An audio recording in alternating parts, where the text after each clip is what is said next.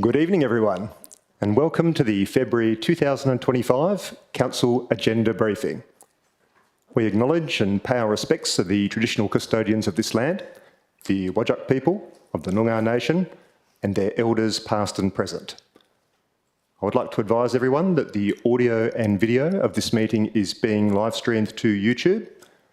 I request everyone to please turn off your mobile phones. I remind you that audio recording of the meeting proceedings and photography within the chamber is prohibited unless prior approval has been granted, and councillors and city officers are reminded to disclose any declarations of financial interests and interests affecting impartiality, and are requested to activate their microphones when addressing the meeting. So, with that, welcome. Item 1 is the declaration of opening. I declare the meeting open at 6 p.m. Attendance by electronic means. Councillor Mary Choi has requested to attend tonight's meeting via audio link. So, in accordance with Regulation 14C and 14C of the Local Government Administration Regulations 1996, I have authorised Councillor Choi to attend the meeting by electronic means. Councillor Choi, in accordance with Regulation 14C Sub-Regulation 5 of the Local Government Administration Regulations 1996, can you maintain confidentiality during this meeting and when the meeting goes behind closed doors?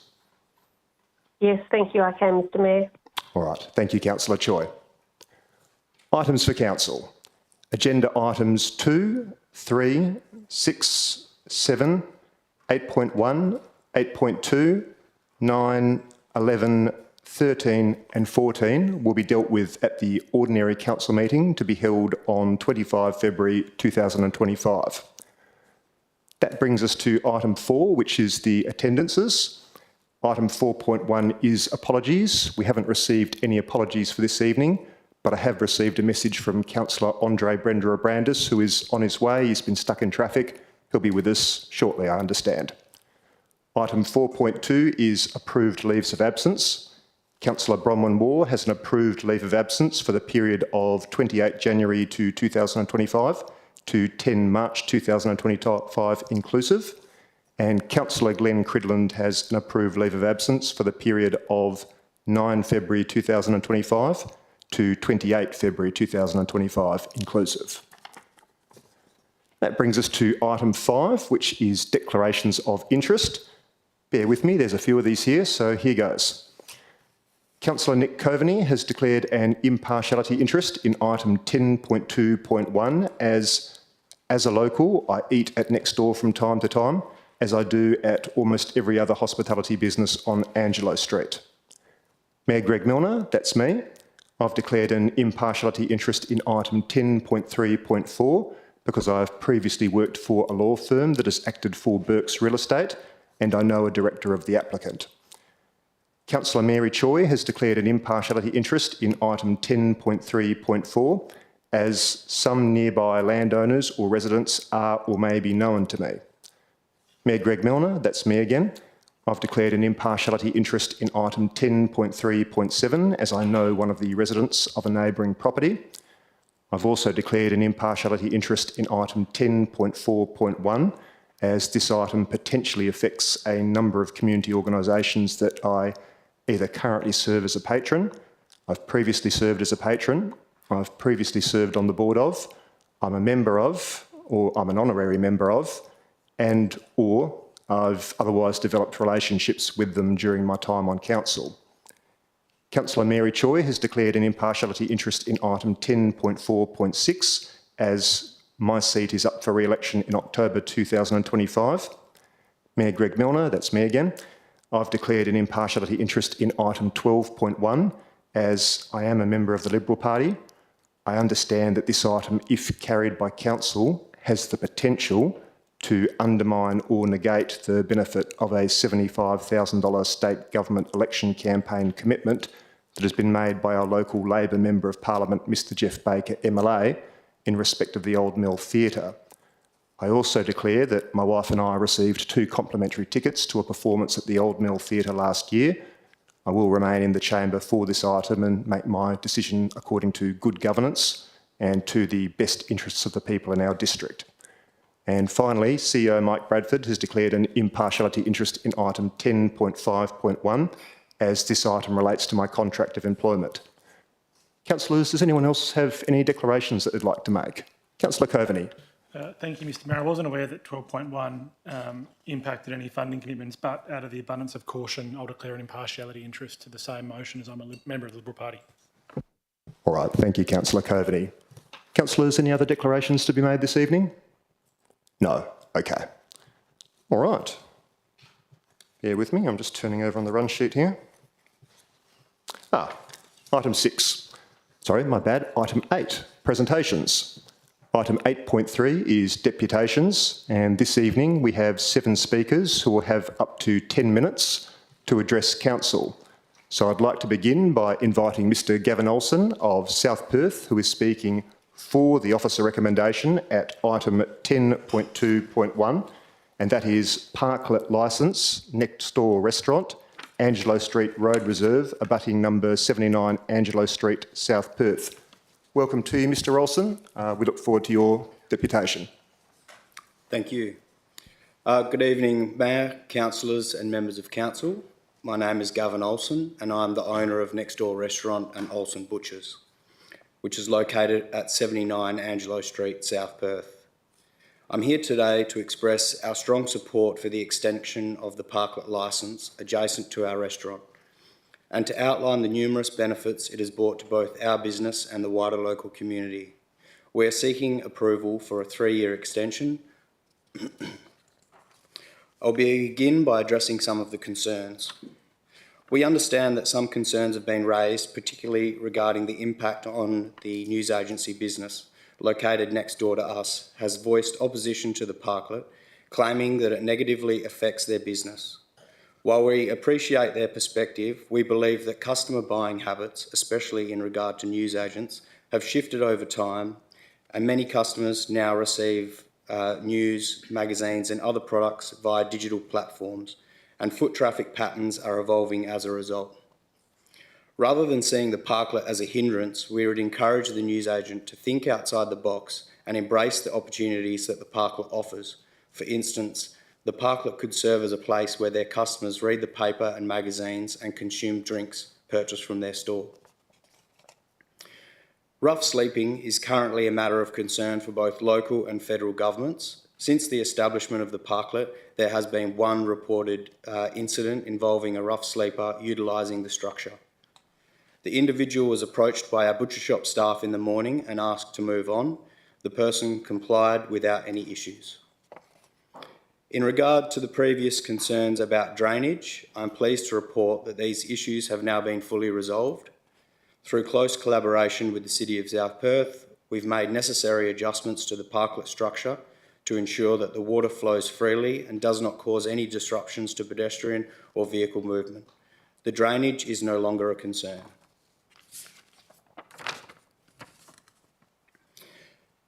The Parklet has proven to be a key feature in enhancing both our business and the broader Angelo Street precinct. Over the past year, it has served as a vital alfresco dining space, which has become even more important in the current climate, where outdoor dining is highly valued by customers. The Parklet not only allows us to extend our seating capacity, but also promotes an environment of openness, interaction and community. The Parklet provides a welcoming, comfortable space for our customers to enjoy their meals in the fresh air, contributing to an overall positive dining experience. The Parklet provides free permanent bench seating for the public, which makes the area more inviting for all pedestrians. It contributes to the activation of Angelo Street, turning an ordinary street into a vibrant, community-orientated space.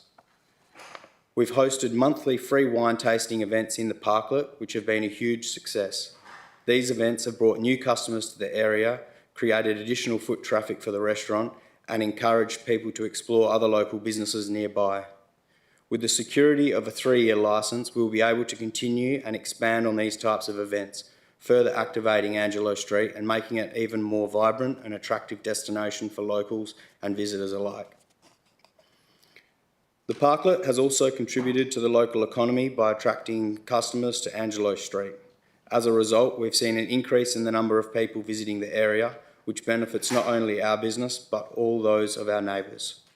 It's been proven that outdoor spaces like this one contribute to an increase in pedestrian traffic, which has a knock-on effect of boosting sales for surrounding shops and restaurants.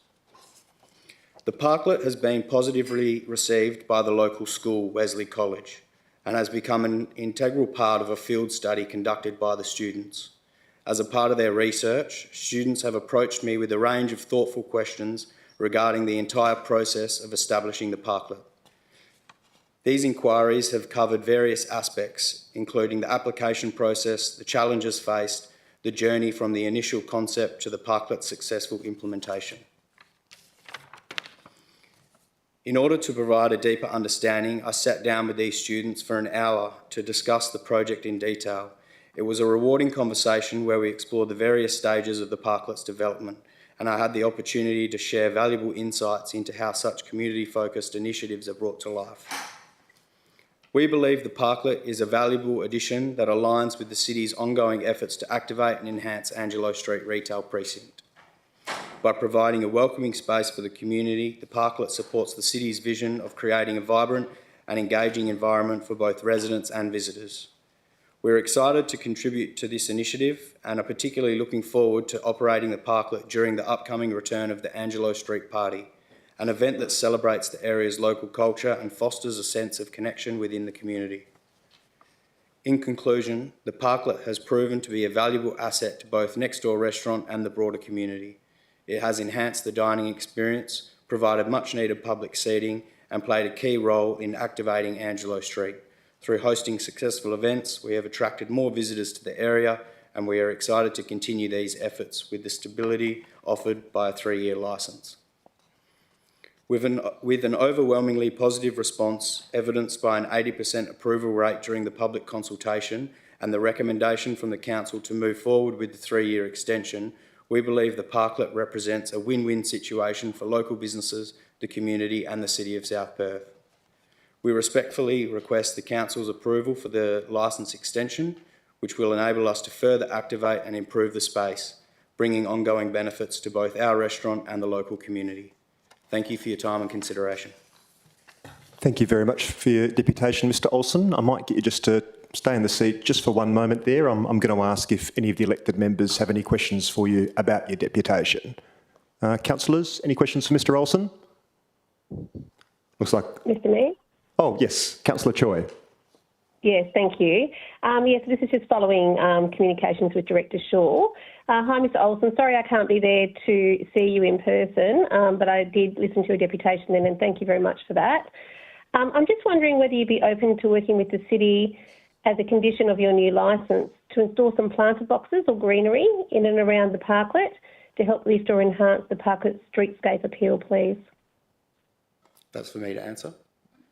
Yeah, we're totally open to obviously making the area look a little bit more inviting. There's no one probably more keen to make that happen than my mother and father. But at the same time, with a 1-year licence in the beginning, we were reluctant to really invest a lot more money in the beauty, I guess, of the place. This year has been about just working out whether the parklet is going to work or not. So, yes, I would be open to that. Thank you, Mr Olsen. Any further questions, Councillor Choi? No, thank you very much, Mr Olsen and Mr Mayor. No. Any further questions, councillors? No. Thank you very much for the deputation. Okay, I'd now like to invite Mr Stephen Russell of Como, who is speaking against the officer recommendation at item 10.3.4, which is third-party digital advertising space, lot 182, number 272 Canning Highway, Como. Welcome, Mr Russell. We look forward to your deputation. Thank you. I believe I've got some slides. Could I have the second page, please? Is there any possible way to get both pictures? Okay, thank you. Okay. I speak against the City Officer's recommendation at item 10.3.4. The item before Council requires members to perform its quasi-judicial function in a manner that is non-biased and based purely on the merits of the applicant's proposal. To ensure merit and therefore fully informed objective decision-making, the parties that provide and assess information, that is, the applicant, Main Roads and the City Administration, must ensure that their works are diligent and complete to a level of detail necessary. To do otherwise is a disservice to the Council and, by extension, to the community. In my view, the Council has not provided with the information and a quality of assessment that allows Council to carry out their quasi-judicial role. I will give reasons for such, but I wish to remind Council that parties are fallible, and a case in example was the City Administration not ensuring that the images of a similar digital advertisement sign at the corner of South Terrace and Canning Highway within the applicant's proposal was to scale. The images were undersized, as later admitted by the applicant. There are members here tonight that will remember this. I will critique the proposal in terms of amenity and road safety. Firstly, amenity. Main Roads Policy and Assessment Guidelines for Digital Advertising Signs states that a landscape and visual assessment, LAVA, will be required when a proposed digital sign does not comply with aesthetic and placement requirements, being 1, not protruding above building structures and tree canopies. From the images, it can be seen that the signage with its supporting structure is clearly above the existing roofline and the adjacent tree. Indeed, the height of the signage with its supporting structure is 1.2 metres greater than the ground story height. Hence, the proposal is non-compliant. 2, consolidate existing signage where possible to reduce the proliferation of signage. Again, from the image, it can be seen that there has been no effort whatsoever to consolidate existing signage, and hence there is a significant proliferation of signage on this site in any measure. Seriously, how much signage can Burke's Real Estate be allowed to have on site? Hence, the proposal is non-compliant. 3, the signage be surface mounted where possible and integrated within the facade. Again, from the image, there's been no attempt to integrate this digital signage into the building facade. The digital signage is additional to a current sign already on the facade, hence the proposal is non-compliant. Now, the applicant in its report states that landscape and visual assessment, LAVA, is not required without providing any evidence or reasoning as to why not. The City Administration being silent in its assessment is seemingly also in agreement. However, I've pointed out 3 obvious non-compliances that would require a LAVA to be performed as per Main Roads Policy Guidelines, and therefore, is this the diligence and attention to detail that Council needs to rely upon to carry out its quasi-judicial role? May I have the first page? Secondly, road safety. Notwithstanding that the proposed digital sign, particularly the south-facing sign, are located within a device restriction zone for an uncontrolled T intersection, the road safety assessment does not consider or assess correctly the following. 1, the applicant's report includes a crash history calculation for a 4-year period between 2018 to 2021. Notwithstanding that this 4-year period in itself fails the 5-year period required by Main Roads and set out itself by the applicant in equation 2 of the report, the assessment ignores the tragic fatality of a motorcyclist due to a collision with a vehicle in early 2024 at the Preston Street intersection. Preston Street is only 500 metres away from Hobbs Avenue and therefore falls within the 1 kilometre assessment criteria set by the applicant, and as such may negatively influence the applicant's analysis results. 2, after the Farmer Jacks works, the width of the Canning-Hobbs intersection for pedestrians to cross is now 25 metres without any central safe refuge. This intersection for pedestrians is like no other on Canning Highway, in that due to its length and therefore time required to cross and high traffic levels turning into Hobbs, a pedestrian feels utterly exposed. I can personally testify to this as a frequent user of this intersection.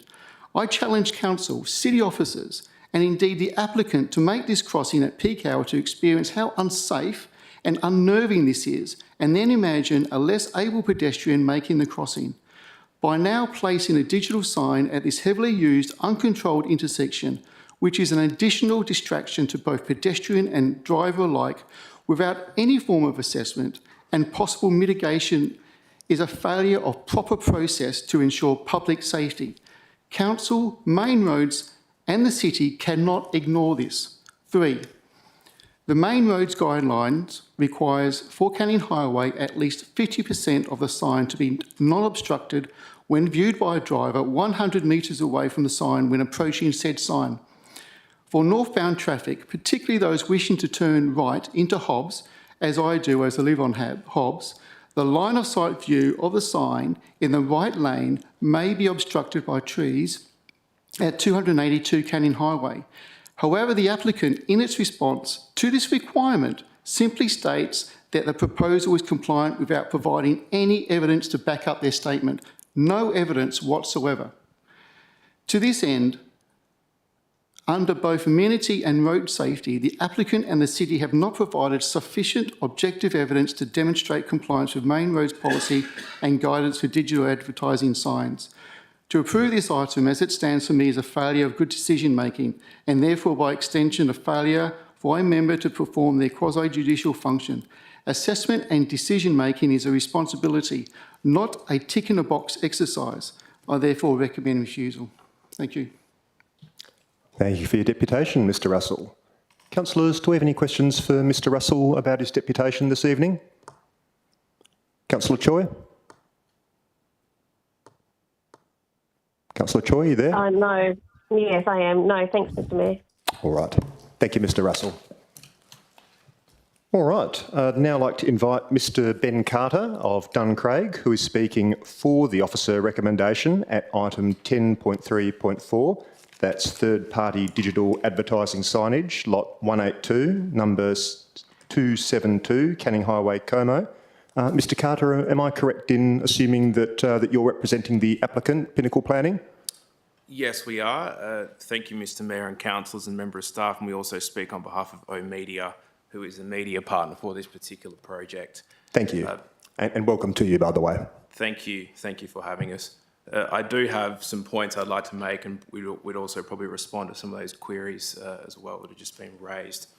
So obviously we're here to speak in support of the application. It has been a thorough and diligent assessment. Ms Shaw's team's obviously not noted for doing things half-baked and is very diligent, so I certainly do not agree that there's been an incorrect or improper assessment of the application, quite the contrary, to be brutally honest. In terms of the officer's report, it does talk about it being an MRS-only application, so we're obviously dealing purely with the MRS and the state planning framework instruments. The report speaks about dealing with SPP 5.4, which is a state planning policy for advertising signage, which is set out that we do comply with that particular policy.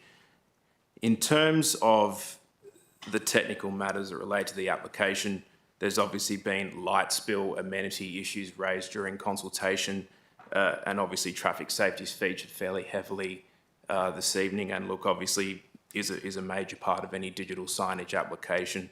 In terms of the light spill, we have had a specialist lighting report prepared by an engineer confirming that the application is fully compliant.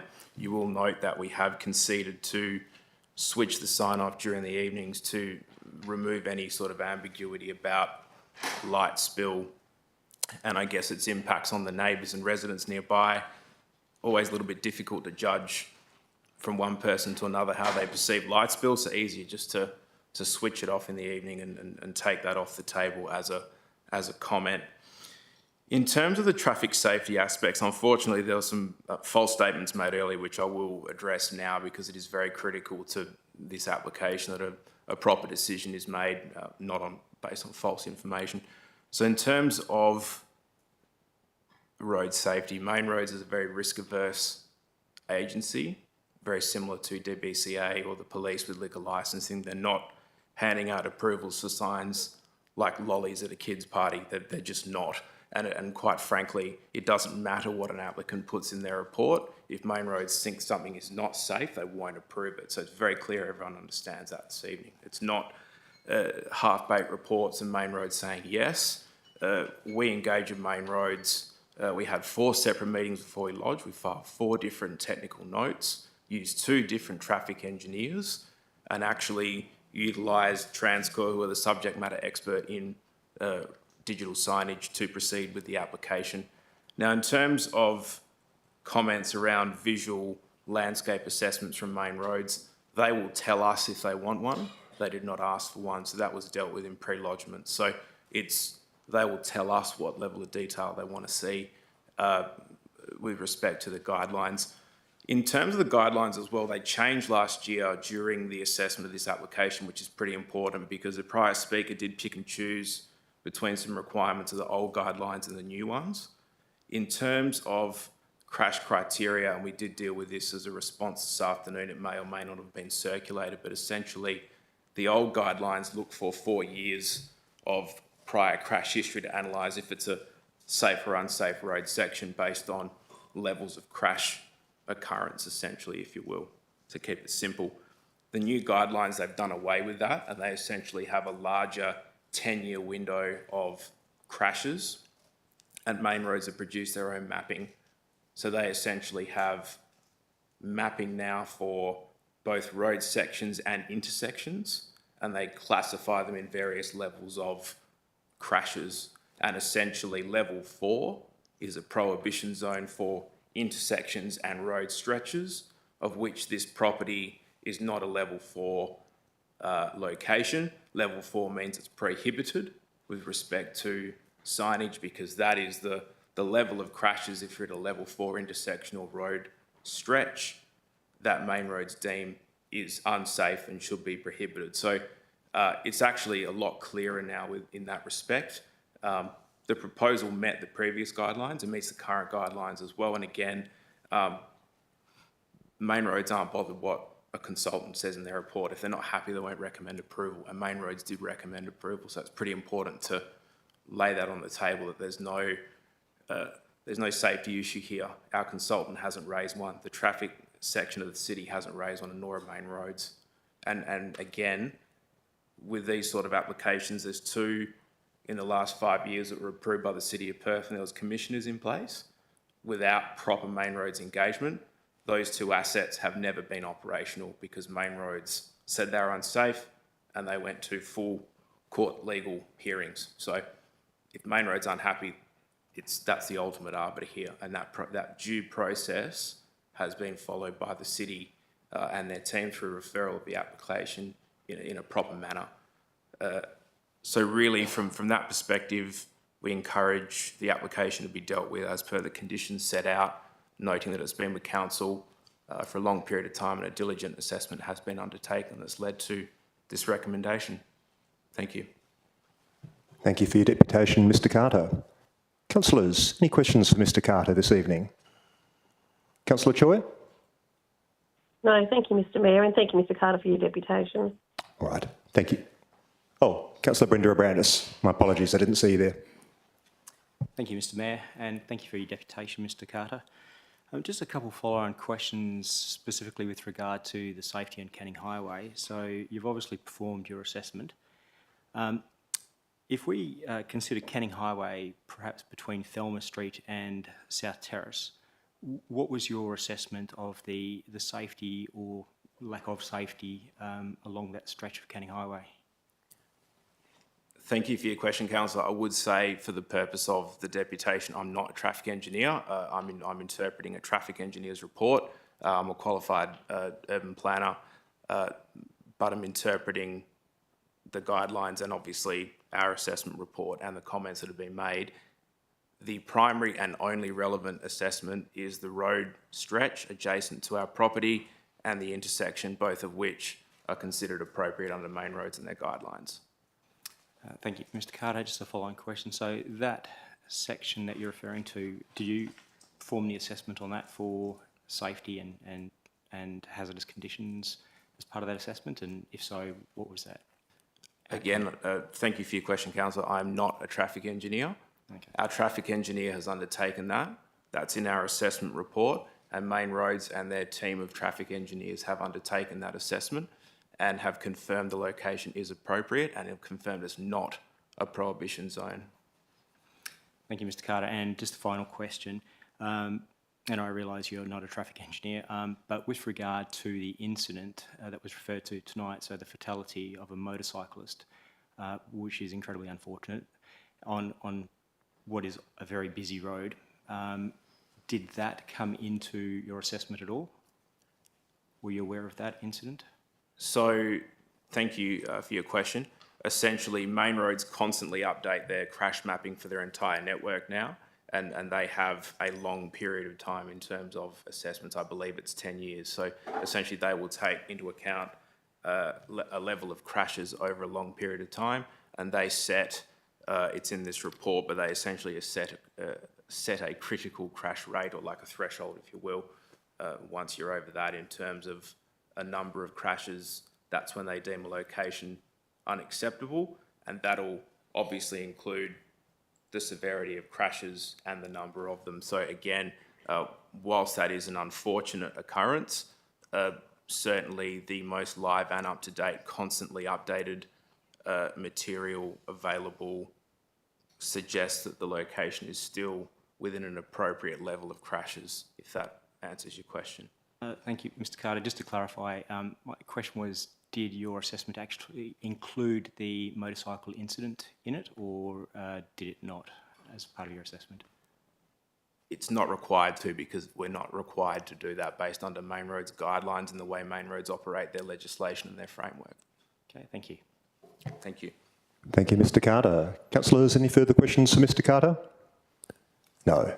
Thank you for your deputation. Thank you.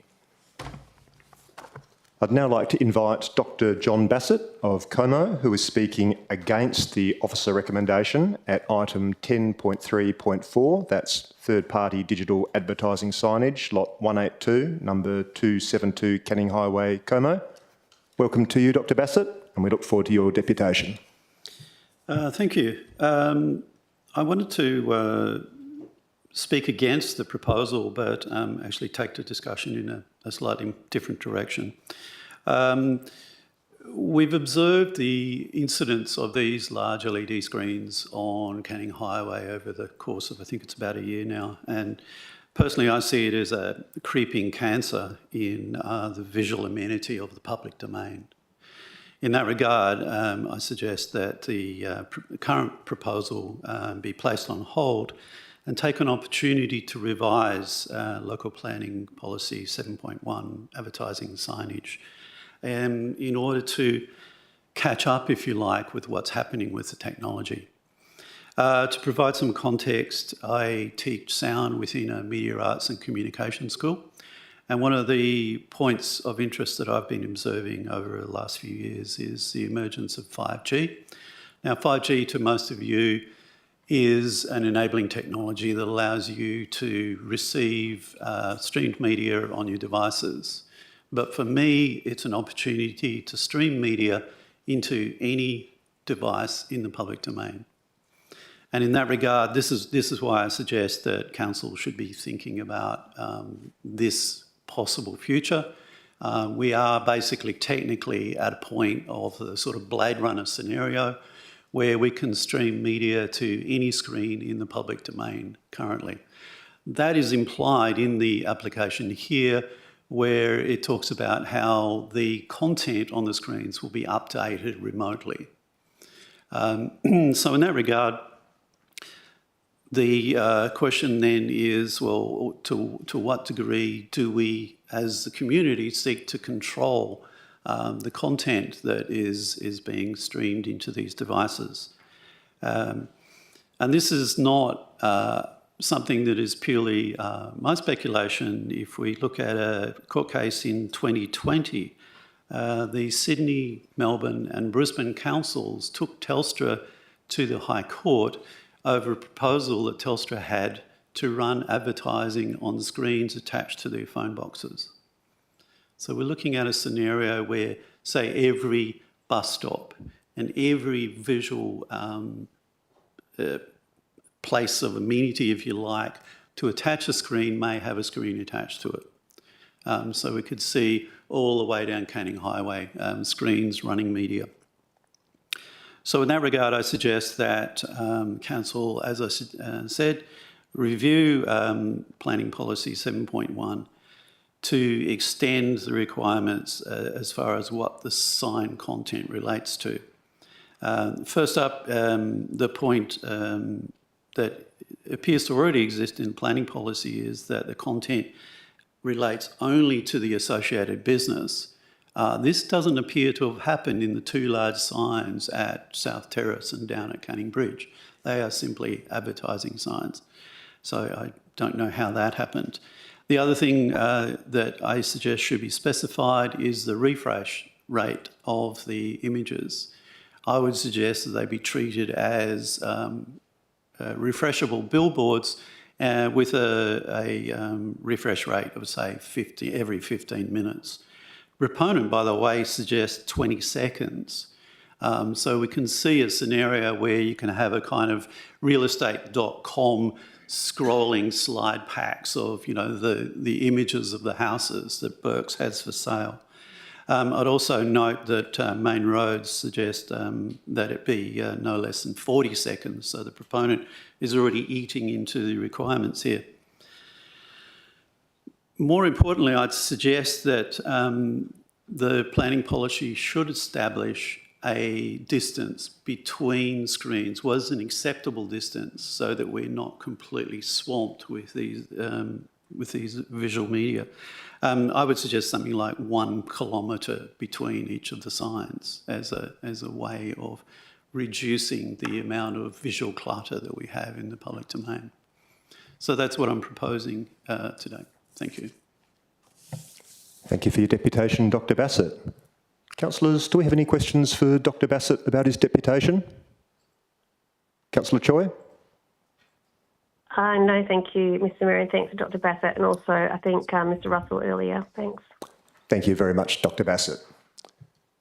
So, bear with me, I'll just grab my notes. Here we are.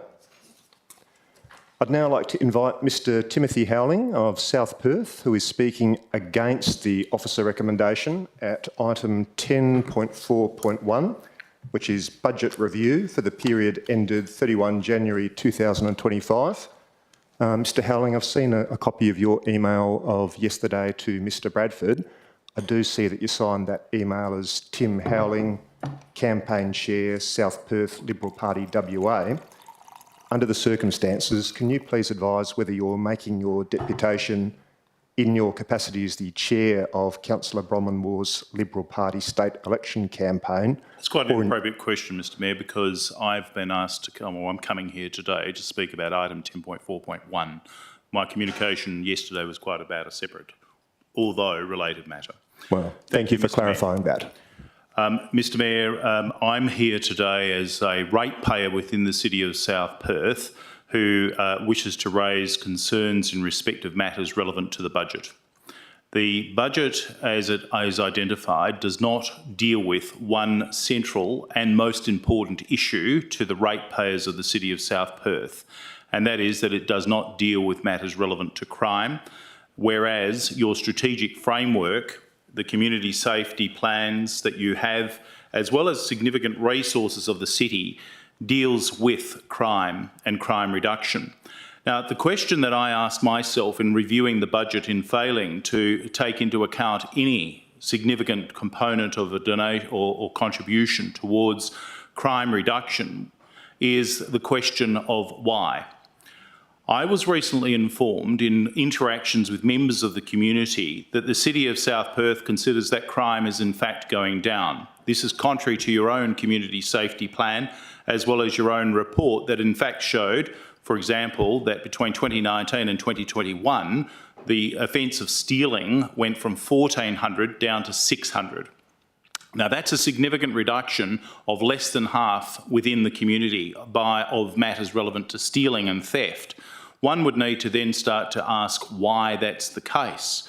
The difficulty that arises is that where there is a significant issue, and if there is a significant issue, if the local government is not spending or providing sufficient funding in matters relevant to crime, then there is going to be, at least from my perspective, a failure on its part to recognise an important platform which it has said within its own strategic framework that it needs to provide leadership on.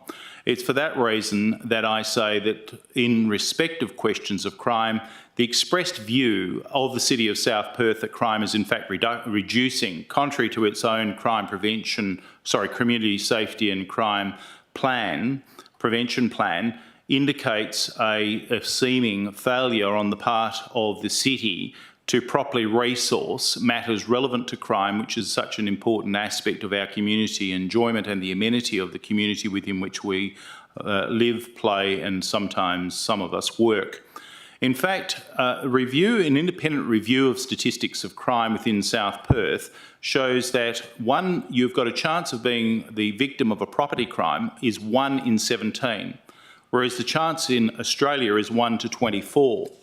The chance of being a victim of property crime in Como is 1 in 15, albeit the fact that in Australia it's 1 in 28.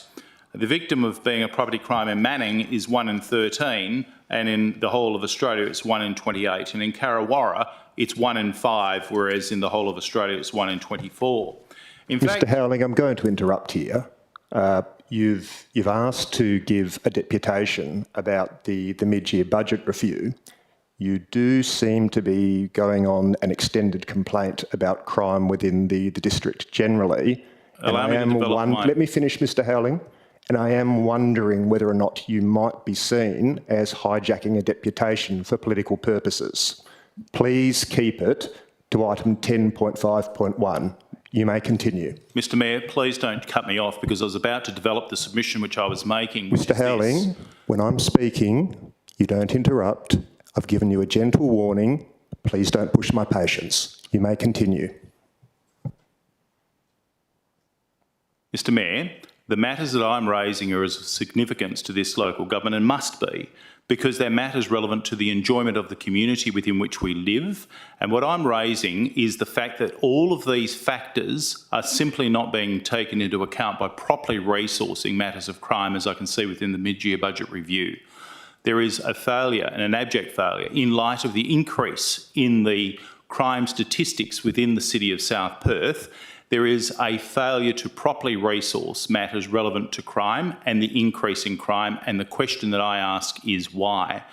Does the City of South Perth believe that crime is in fact reducing so that it is failing to resource that particular issue properly, or is it simply a matter that it might put forward some plans, some community strategic initiatives such as a community safety plan, identify when it needs a CCTV camera and trailer, that it then publishes that on its website as it did in March of this year as being a method by which it's going to foster greater safety but otherwise fail to resource crime and crime initiatives effectively and properly such that there is a reduction in crime within the City of South Perth.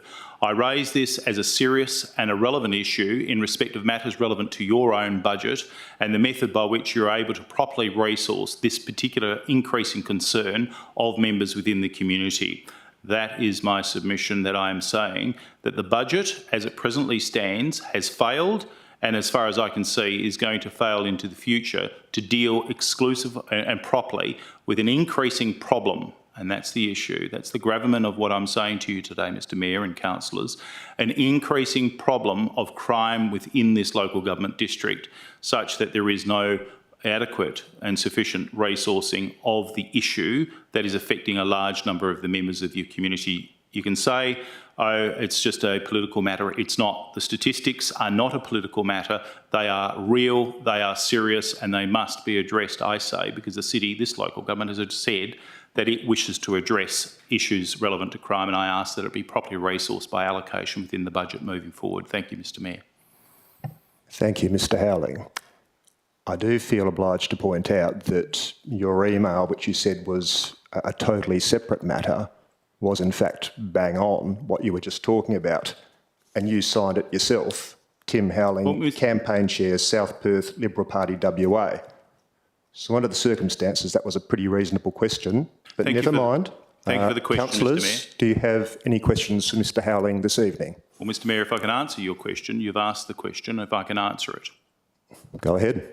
Right. Mr Mayor, the communication that I had cited a person. I have not cited that person or that study that is being referred to. That is a separate communication that I've had together with the Mayor, with the CEO, and I'm expecting that there will be a response into the future. If you've heard my deputation tonight, it relates to the serious increase in crime within South Perth that hasn't been properly addressed within the budget. I am here as a person who's a ratepayer within the district, and I'm addressing that as a serious and significant issue. Now, you can raise that again. I've answered it twice now. It seems to be a roadblock, but if it's a roadblock to my deputation being received in the good faith that it's intended to be, then I find that a significant disappointment, because I am addressing matters relevant to statistics which show that there has been a serious and a significant increase in crime. That's it. Well, let's get on to that then. Councillor Choi, any questions for Mr Howling? No, thanks, Mr Mayor, and thanks, Mr Howling. Ms Shaw, we might as well get this out of the way now. Mr Howling has asked whether or not the City of South Perth is analysing or extrapolating crime statistics in the City of South Perth. My understanding is we simply receive the information from WA Police or WALGA, but perhaps you can clear that up for us. Thank you, Mr Mayor. That's correct. We receive monthly reports from WALGA with crime statistics. Thank you very much, and thank you, Mr Howling, for your deputation. Sorry, was that a question to me as well, or was that only a question to Ms Shaw? No, that was a question to Ms Shaw. Okay. That was... Oh, Councillor Brenda Abrandis, the question? Yes, thank you, Mr Mayor. Thank you for your deputation, Mr Howling. Just with regard to initiatives that you would propose to be included as part of the budget process, what are some of those initiatives, and did you have any indicative costs with regard to those initiatives?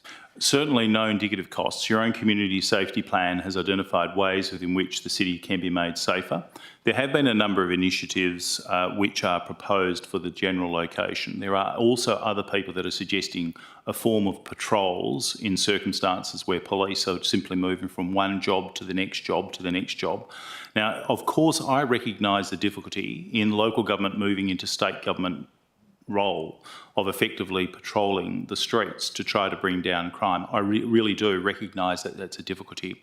However, when one examines carefully, you can actually identify that there's significant spaces which are controlled by the local government, which can be the subject of better design, firstly. And I recognise that there's efforts made in that respect, but there can be increasing efforts made in that respect.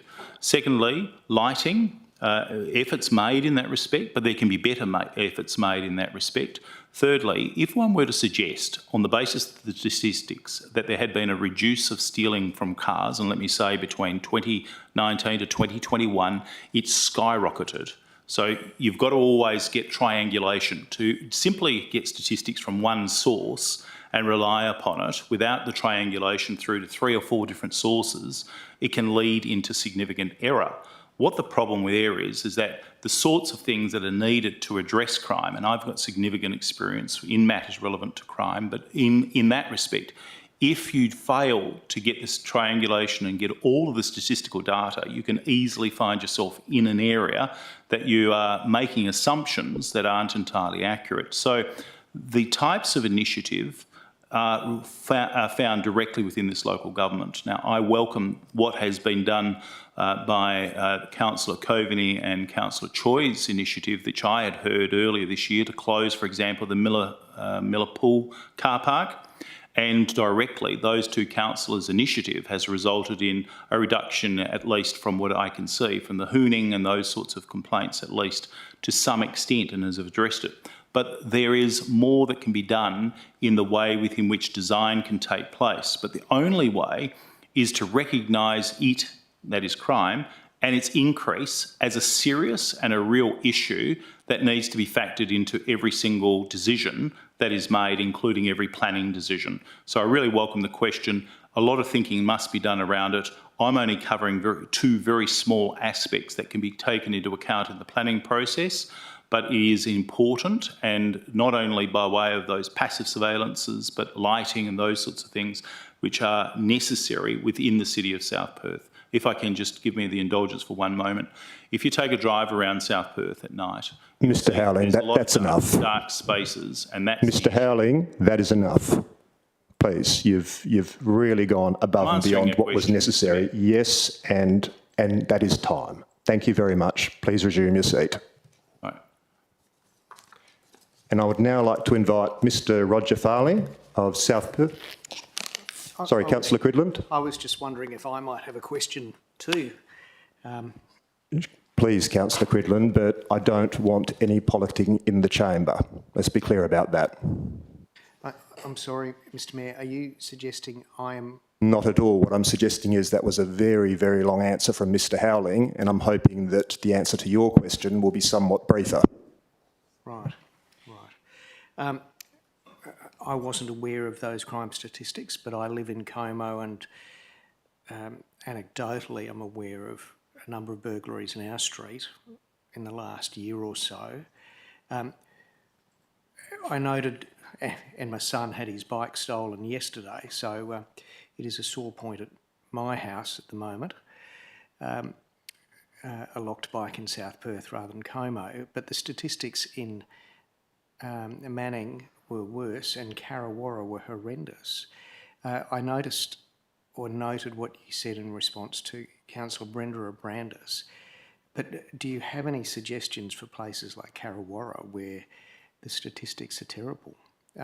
And if you don't, that's fine, but are there any practical things that you think the city should be doing? And be short.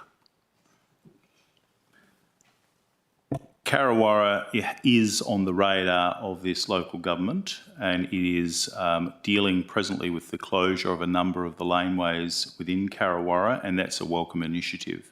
But again, some of those redesigns of those suburbs are particularly difficult because of the nature of the design of Carrawarra.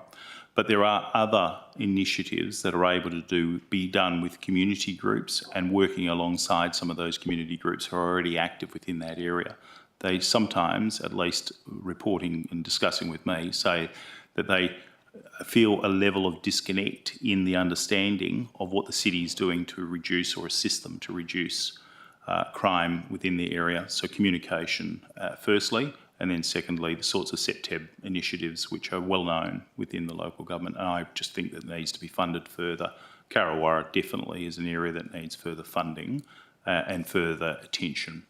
I needed to be brief. Thank you both. I'd now like to invite Mr Roger Farley of South Perth, who is speaking against the notice of motion at item 12.1, which is a notice of motion from Councillor Nick Coveney entitled Expressions of Interest for Use of the Old Mill Theatre. Welcome to you, Mr Farley, and we look forward to your deputation. Great. Thanks, Mr Mayor and councillors. I am a South Perth resident, and just full disclosure, we have most of the board from the Old Mill here as well, just to be here to see what goes on and make sure I say the right thing, I'm sure. And I thank Councillor Coveney for the actual motion, because I don't think we've had the opportunity to talk about what the Old Mill Theatre does. So we will see that to respond to the motion, but to actually educate and update people of what we do. The first thing that I really would like to talk about is what is the difference between having a community theatre versus a venue, because they are very different. And what a community theatre does is that we provide theatrical experiences for all, whether they come to view and watch or whether they want to come participate, learn and volunteer. It ensures that the experiences are affordable, interesting and diverse. It also provides an opportunity for people to learn and develop their interests in live theatre in areas such as sound or technology, sound or lighting, my apologies, set building, production, acting, or just providing that opportunity for community volunteering. The Old Mill Theatre delivers all elements of these foundation opportunities to our community and brings people into our community to experience live theatre. To ensure we can continue to provide affordable experiences, so currently about $20 to $25 per ticket, we rely heavily on building our volunteer base. And currently, approximately 30% of our volunteers are all local residents, which I know was a question that you had as well. So we have a good database of that. The total running administration of the OMT, of the Old Mill Theatre, is delivered through a total volunteer basis from the board, the front of house staff, the bar, the technical support, the general duties and administration. So we are fortunate to attract a lot of members of our own community and from people afar. And we believe that through the ongoing support and commitment from the City of South Perth, the Ormeau Theatre has built a solid reputation and has added value to the city and its residents over these years. I have attached a few things, so I'm going to refer to two of them. So one of them really is that we created this year, it's our first one, a strategic directions document, so hopefully that you've all got that. There is one page in particular I will refer to a bit later. We hadn't had one of those before, and it was a bit of a new development for everybody, but it actually helped us understand what clearly we needed to do as our vision and how we actually do that through our values and everything that we do. We've identified our future challenges and identified the opportunities, and we've outlined our strategic priorities, which I won't go through in detail, they are there. There's an interesting opportunity in the arts in WA right now. We've got the arts landscape of ECU with WAPA relocating into the city in 2026. We have a new film studio in Perth. And we acknowledge that young people are a valuable asset to maintain, build and create cultural wealth in WA. And we believe that the Ormeau Theatre can contribute with the City of South Perth in taking a leading role in all these opportunities that are presented to us. This was evidenced through Fringe, which one of our other presenters will talk about a bit later, but we're exposing a whole new group of people to our venue. The community connection priority ensures that the Ormeau Theatre supports volunteers, selected charity organisations, and we support community events such as Wattle Day and the City's Evolve program where appropriate. We've also drafted a capital works and minor works program for the next 3 years to help us understand what we need to do and what our priorities are and the dollars that they will cost. When we wrote our directions document, strategic directions, we were able to support and address 5 of the 6 strategy areas of the City of South Perth's cultural plan. We didn't address the public art and the art collection area. That wasn't our thing, but the other 5 were. And we are confident that we are providing this service to the community at a high standard and the ability for all people to be involved if they wish. Our theatre usage and progress is, over the last few years, we've realised our potential to utilise our space more effectively and efficiently to provide even more variety in performance styles and activations and attract new audiences to the theatre. So it's not just about having our existing audience base to come more often, it's actually providing new people, exposing them to different things, and they might come to more. What we did is we purchased a thing called a black box. So if we have a set built, what we now have is that we can put a black curtain in front of that so that if it's just rehearsal time, we actually can use that space for smaller productions that don't require a set. So musical, one-person shows, monologues, things like that. So we actually have become better at that.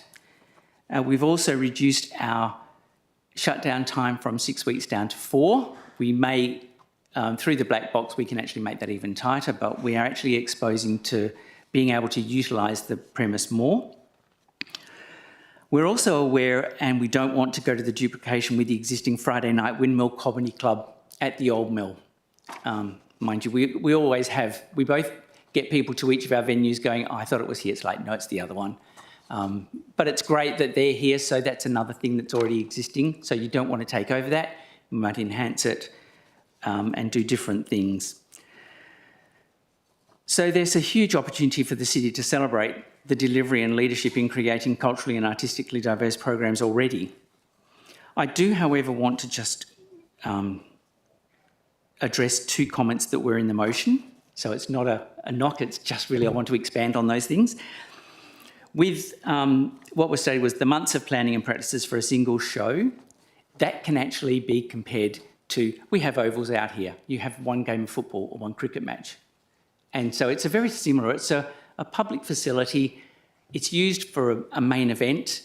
There are rehearsal times, there's practice sessions, there's all of that. But there's a lot of time that people think nothing's happening, where in actual fact it is happening, and especially in theatre, when you have set build, lighting design, planning, blocking and people learning how to use that stage. They're important things. So we've actually restricted and reduced that time that we use that for. But as a public space, we understand where you're coming from, but it's hoping to educate people and give some information about how that works and what we're doing about that. The other potential option with an expression of interest, and I'm just going on worst case scenario, if you were to try and do 2 shows per day, that is a huge amount of shows that no venue in Perth delivers right now. That would require a completely new governance and administrative structure. You would be paying high staffing costs, or whoever has that. It possibly would not be run as a not-for-profit theatre, so commercial rates would be applied to everything. And potentially the volunteer numbers would be affected because that's a huge impost on people's times. And we noticed with Fringe that actually did have an effect of people's availability and willingness. So, and just as a word of a potential thing, it's not a word of warning, it's just potential, that if as a venue owner, operator, the one way to offset those costs is raising ticket prices. And as I said earlier, we try to keep it an affordable place for people to go. Financial information really is that we pay about $65,000 a year to run productions. That covers our licensing costs and administration and organisation costs. And we've put some money aside over the last 3 years because we want to actually produce and do some wonderful refurbishments for our visitors, which is refurbishment of the seating and carpets in the auditorium, better configure, that would allow better 60 seconds left, Mr. Farley. Right, to get more wheelchairs and mobilities in. The other thing I will talk to then is the strategic model and the map.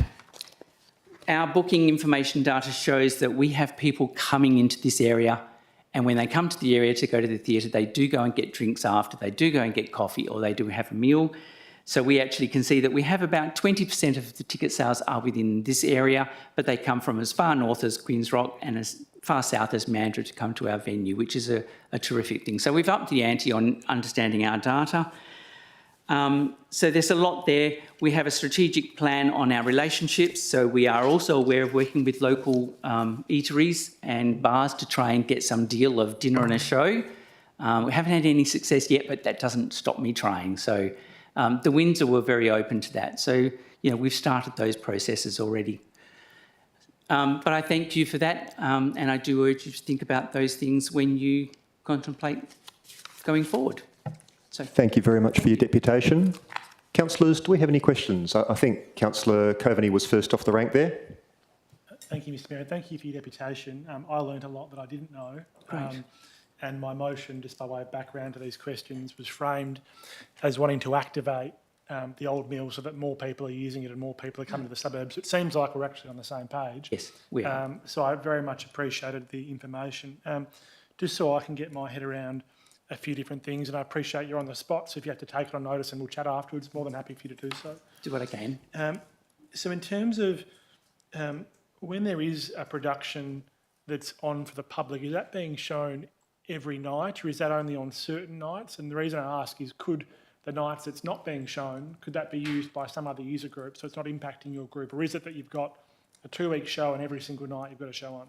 No, as I was saying, the black box has been a really good thing for us to do. When the productions are in full swing, they are usually Wednesday or Thursday, Friday, Saturday and Sundays. Generally, people in Perth don't go out on a Monday and Tuesday. So, but we have used other parts of the theatre if somebody wants to use it on a Tuesday or Wednesday. It does restrict when there is a set, but as I say, with the black box, so in the rehearsal time, yeah, we are using it more and more. So we are learning as we go. So as you say, I think we're on the same page. We're on that journey to get there, for sure.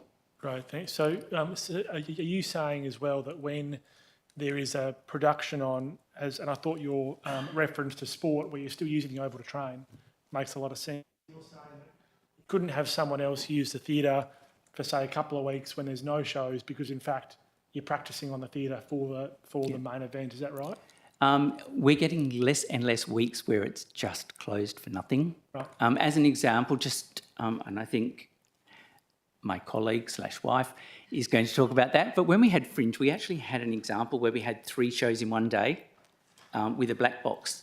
So that shows how we were using the theatre now. So when you've done it, but you do have other issues. Like we were there at like 5 o'clock in the morning to turn the air conditioning on at the moment because it's not great air conditioning.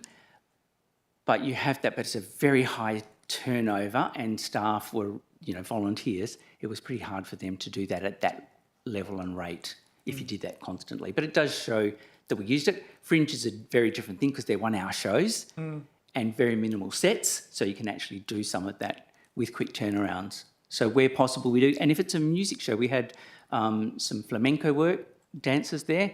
They don't need any set. They needed 2 chairs. So that's an easy thing to do.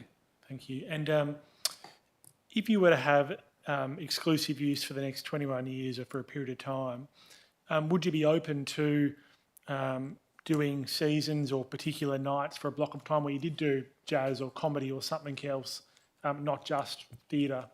Yeah.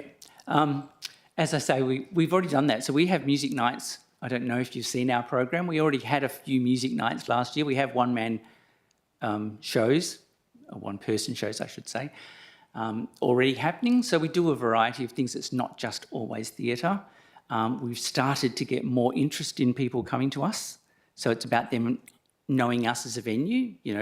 We say 118, but we'd prefer to say 110 because sometimes you just need a comfort level and depends on how many wheelchairs. So we're becoming known as a venue. We have some really good things we're looking at over the next few years as well to diversify. As I say, it's about diversification. Not everybody likes theatre, but some like the music, some like the comedy, but we're very cautious about the old mill. So it's within reason, but if artists come to us, and we don't find them, but we're looking at, Morning Melodies as an example, but that would be an older demographic. But we're also looking at trying to keep young people involved in the theatre. So as an example, we know that there's a WAPA graduate musical director who lives in South Perth who's been very successful and he's expressed an interest.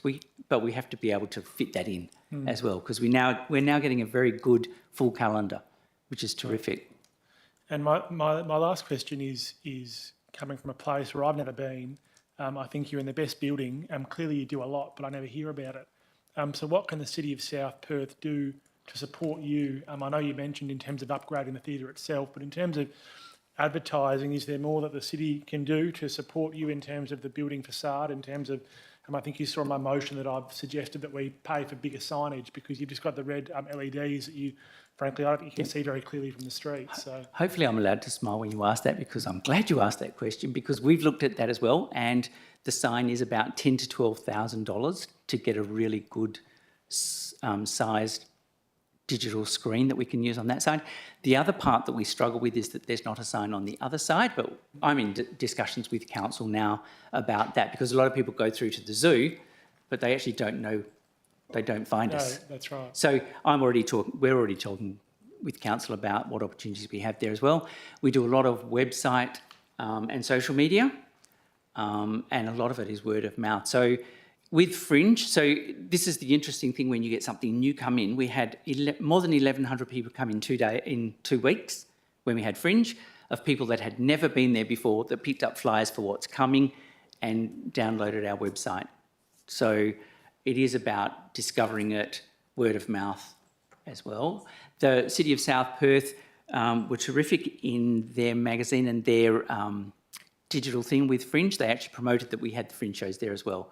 So for local residents reading that stuff, it's really good because they actually see what else the city is providing. So lots of opportunities, lots of learnings, and it is building. Thank you. Thank you both. Another question, Councillor Coveney? I'd like to withdraw my motion and I'll deal with more funding by way of the budget process for the Old Mill Theatre. All right, so you're withdrawing item 12.1? I am, thank you. All right, thank you for letting us know. I suppose out of the sake of courtesy, I should see if anyone else would like to ask any further questions of Mr Farley. Okay, Councillor Prendeville. Sorry, probably That's null fine. and void now. Thank you for your deputation. Like Councillor Coveney, I didn't know much about the Old Mill Theatre, so I really appreciate all the information. I suppose when I look at your list of your performance list as well, so if I can understand how it all works correctly, you get approached by external artists to come, so both, and then you'll approach them. So you do have a variety of different types, and so you're sort of developing partnerships in that sense, and with Fringe as well. So that will all sorts of develop. Can you tell? One of my questions is going to be about marketing as well, because you know, I hadn't heard a lot about you. But can you tell me maybe something short and specific in terms of goals for the near future within that realm, like for the Old Mill Theatre? Yep. That you have. And possibly that diagram. Sorry, I'm doing a show and tell. No, that's okay. This diagram really sums up a lot. Yeah. Because one of the things that we do is, as the Old Mill, we have our own productions that we run, so 3 or 4 of those a year, generally 4. We have 4 other production companies that are always rostered in as well, one of them being the Italian Theatre, so that's done in language, if anybody speaks, and it's a particular dialect of Italian, and they pretty well sell out. We have a young 18 to 21, I might get the age wrong, bel canto that come in, 5 to 21, musical, and that always sells out, and they have a run. And now we're getting, I really hate to talk about it, but we are so lucky that we have play lovers who have been kicked out of their home. We have the UWA performing arts students last year couldn't even do it at UWA. They came to us to do their production with us. So we've had the 2 Whopper ones at the Fringe that want to come back to us. So we're really just getting a name out there for a good size, proper quality theatre that everybody really loves.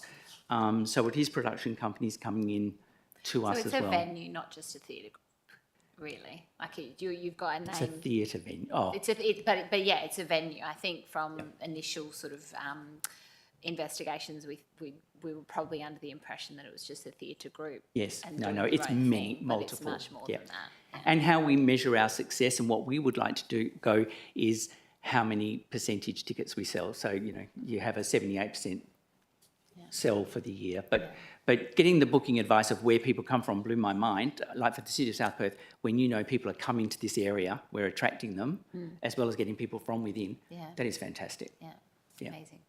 Thank you. Okay. Thank you both.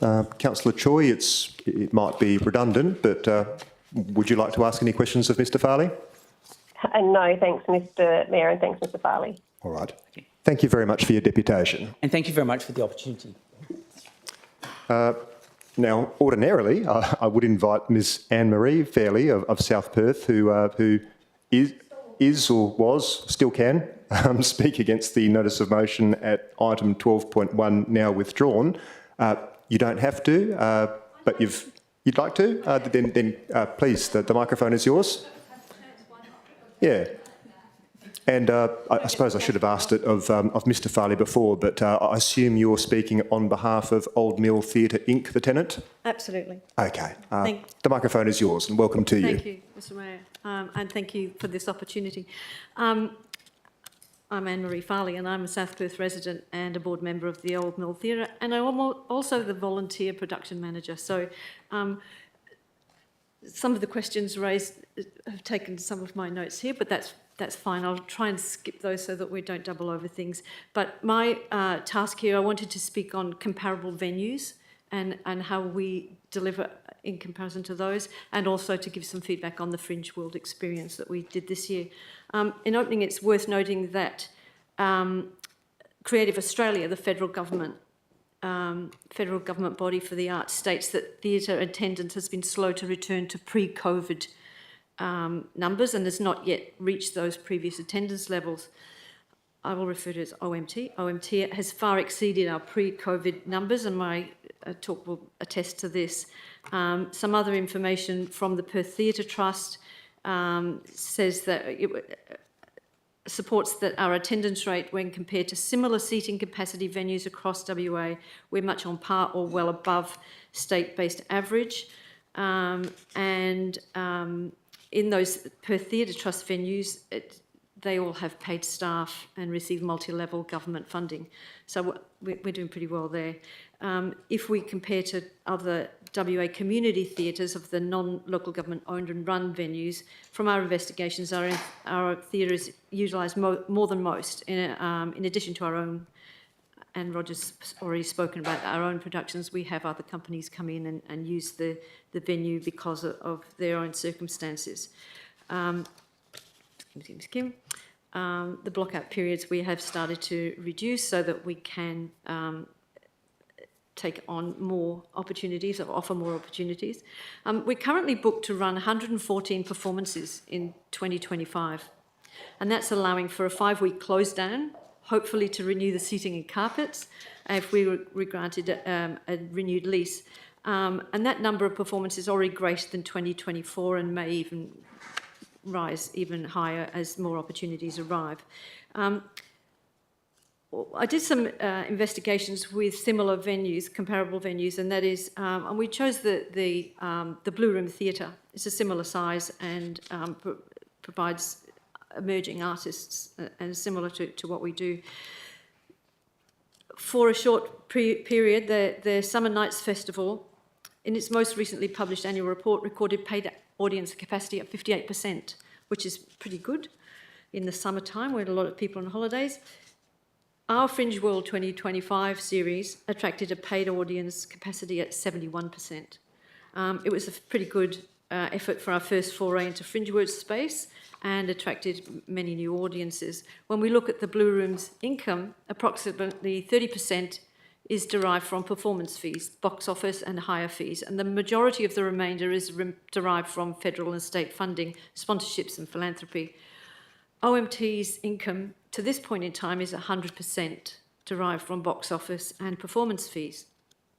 The Blue Room employs 9 permanent staff plus contractors and is supported by a voluntary board. OMT has no permanent staff, is run by a voluntary board, and the only one regularly paid contractor is the cleaner. We looked at planned performances for this year going forward, and on a similar base, actually almost identical, the studio at Subiaco Arts Centre has almost identical capacity of 119. Ours is 118 at maximum. It has 47 performance dates scheduled for 2025, and they're from March to November, and it has no performances scheduled outside those months because it's dark time. This incorporates mainly theatre performances, but some dance and musical performances, so it's 47. As a comparison, for the same period, OMT currently has 99 confirmed performance dates. That's more than double their numbers, just bragging a little bit. So we've already talked about opportunities for charity fundraising evenings and things that we've got coming up. And historical data shows that the audience attendances at OMT have grown by almost 50% since 2019. So we're smashing those national post-COVID attendance rates, but we're not satisfied. As you've heard, we're planning on further inclusions and expansions to our calendar, not only in the number of days open to audience attendance, but also in the diversity of types of performances we deliver to attract a wider audience. I'll just talk very briefly, as brief as I can, about Fringe World experience. We appreciated receiving the original contact on a tentative recommendation from the City of South Perth, from Artrage, who are the Fringe World organisers, seeking location opportunities in South Perth. City's staff were unsure if we would be able to accommodate, but encouraged us to consider. So after a board discussion on risks, logistics and staffing abilities, we jumped at the chance and were able to accommodate a 2-week period. We already had a production booked, so we had to try and fit it in between all of that. We had 1 Whopper Graduates original play, 5 shows at 50% capacity, 1 Whopper Graduates original musical, 4 shows at 80% capacity, 1 flamenco dance and musical production, 2 shows at 90% capacity, and 1 children's entertainer, Mr. Snotbottom, 3 shows at 98% capacity. Over the 2 weeks, we welcomed over 1,100 people, and an overwhelming proportion were new to our theatre. That was our aim at the beginning of going into that whole process of being involved with Fringe World, was to attract new audiences, and we achieved that. So, going through all of that, some of those WAPA graduates that performed in there have expressed interest in becoming involved with the theatre, whether it be on the production side and technical, or whether a possibility that we have looked at is they've expressed an interest in a future planned youth engagement program, so which is a great opportunity for us to get their input into how we can attract young people. This experience this year was really exciting for us as an organising committee, for our front of house and bar volunteers, and for our technical teams. And we're excited to expand the opportunity as a Fringe World 2026 venue to the entire festival period. We do, however, recognise that delivery at that level of some 3 times a day is not sustainable throughout the year for a small venue, whether run by volunteers or a commercial enterprise. And in closing, I thank you, Councillor Coveney, for raising this issue with Council and providing us with this opportunity to share the positive impact we're making on our community. We encourage you and the Council to support the City of South Perth's recommendation for the Old Mill Theatre to remain under its current administration. Thank you, Ms Farley, for the deputation. Thank you. Councillors, any questions for Ms Farley? Councillor Navard. Thank you, Mr Mayor. I do know that a lot of WAPA graduates have problems finding a real job in the industry. So how many WAPA-related people do you think you might involve in a year? Well, that's difficult to say. At this stage, from those 2 productions, we've got 2 people that have expressed their interest that want to become heavily involved, and we do have another WAPA graduate that has actually, just as I walked in here today, submitted his venue hire application for later on in the year. So we've got that confirmed. So that's for him and a new emerging production company. But we do have the support of the head of drama at WAPA, who was involved with one of the Fringe shows, who said this is an absolutely brilliant opportunity for these students to go from WAPA in their comfort zone of being able to use their small facilities and on-site facilities to actually engage with a public theatre and have to go through all of the steps of site visits, technical issues, risk and safety inductions, and all of the things that go with coming into a new venue. They haven't had to deal with that in putting on their presentations at WAPA. So he's really keen that us as a 110 or 118 seat venue provides a great opportunity for them to step in, because to come out and try and put on a performance at somewhere like the Regal of 500 or 1,000 seats is unachievable. So it's a great way for them to step out into putting on their own performance. And in a similar concept, the people at the Blue Room Theatre have expressed an interest, because there's a very early emerging artists and want to take that next step. So from a 40 or 50 seat venue to go to 110, that's another great opportunity for them. Any further questions for Ms Farley, councillors? Councillor Choi? No, thanks, Mr Mayor, and thanks, Ms Farley. And can I offer the opportunity for everybody to come along to the next production, which starts on this Thursday night, which is called Looped. It's fantastic. I saw the rehearsal and it blew my mind. Thank you so much. Thank you for the deputation. Can we? All right, folks, it's getting close to 7:30, so I will call a 5-minute adjournment. I'll see everyone back in the chamber at 7:30 sharp.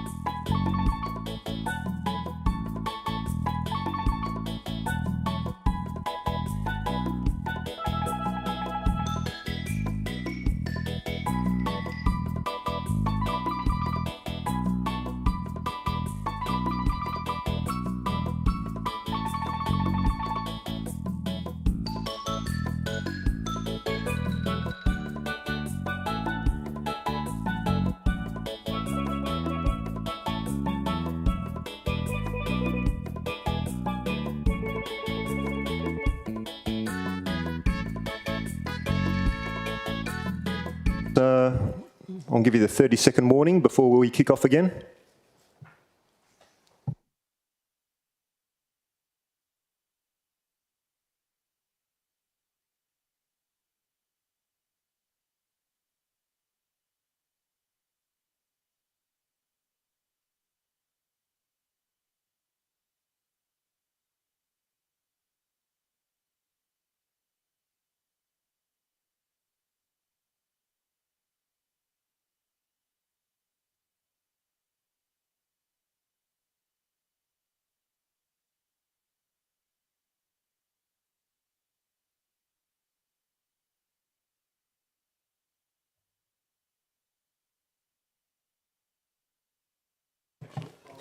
Okay. So, welcome back, everyone. We'll go into item 10 now, which is the draft February reports. And I'll now hand you over to the Chief Executive Officer, Mr. Mike Bradford, to take you through the balance of the draft February reports. Thanks, Mr. Mayor. Item 10.2.1, Parklet Licence, Next Door Restaurant, Angelo Street, Road Reserve, abutting number 79, Angelo Street, South Perth. The purpose of this report is for Council to consider a new licence for the existing parklet adjacent to the Next Door Restaurant, abutting number 79, Angelo Street, South Perth, as the existing 12-month licence period has expired. The applicant seeks to retain the structure as is for a 3-year period. Thank you, Mr. Bradford. Councillors, any questions on this item? Councillor Navard. Thank you, Mr. Mayor. This is somewhat extraneous, but it relates specifically to the what-ifs. What processes, constraints and obligations would come into play if a discussion were raised about replacing the current proposed licence space with a leased space? Ms Shaw, can I send that your way? Thank you, Mr. Mayor. So council wouldn't be able to enter into a lease with the applicant because even though the city has care and control of the road reserve, we only have the power under the local law to grant a licence. If it was a matter to do with a lease, it would be the Minister for Lands that would need to grant the lease, and the lease would need to be consistent with the use of the road reserve. So it's not an option for council to consider issuing a lease. Thank you, Ms Shaw. Councillor Brenda Abrandis. Thank you, Director Shaw. Is that response also because a licence versus a lease would have different implications because that area and space is meant to be open to the public as well as the patrons of the premises? Is that correct? Ms Shaw. Thank you, Mr. Mayor. So in general, leases provide for exclusive use of the land or the premises, where a licence provides for non-exclusive use, so it can be open to the public. So it is obviously beneficial in terms of providing a licence because it means it can be open to the public at all times. Thank you, Ms Shaw. Councillor Choi, any questions on this item? Yes, I have a few, please, Mr. Mayor, and these were provided on notice prior to the meeting. Please proceed. Thank you. Firstly, I understand to overcome some concerns expressed by residents about the perceived underutilisation of the parklet, especially during the daytime, and to ensure people are aware the applicant does not have exclusive or uninterrupted use of the area at all times, that the city could erect signage to this effect to ensure the public are aware, as I have seen on some other local government parklets. Is this correct? Ms Shaw. Thank you, Mr. Mayor. So the city hasn't recommended any signage as part of the conditions of approval of the licence, but if it is something that council was considering including, I would recommend a modification to condition number 7 to insert the words with signage installed on the parklet advising that all seating is open to the public to the satisfaction of the City of South Perth. Next question, Councillor Choi. Thank you, Mr. Mayor, and to Director Shaw.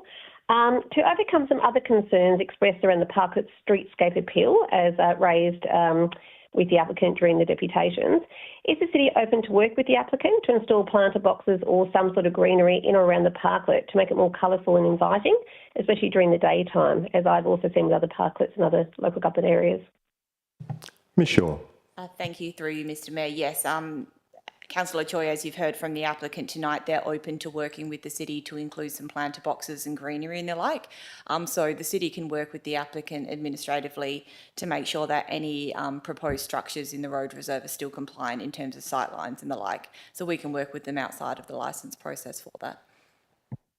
Thank you, Ms Shaw. Councillor Choi? Thank you, Mr Mayor, and again to Director Shaw.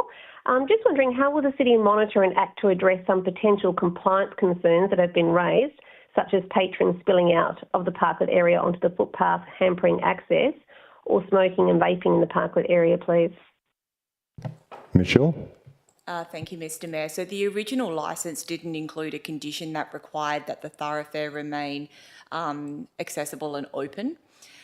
Since the time that the original licence was granted, Council adopted its council policy on alfresco dining and parklets, which included a requirement to keep a 1.8 metre thoroughfare clear between the premises and the parklet itself.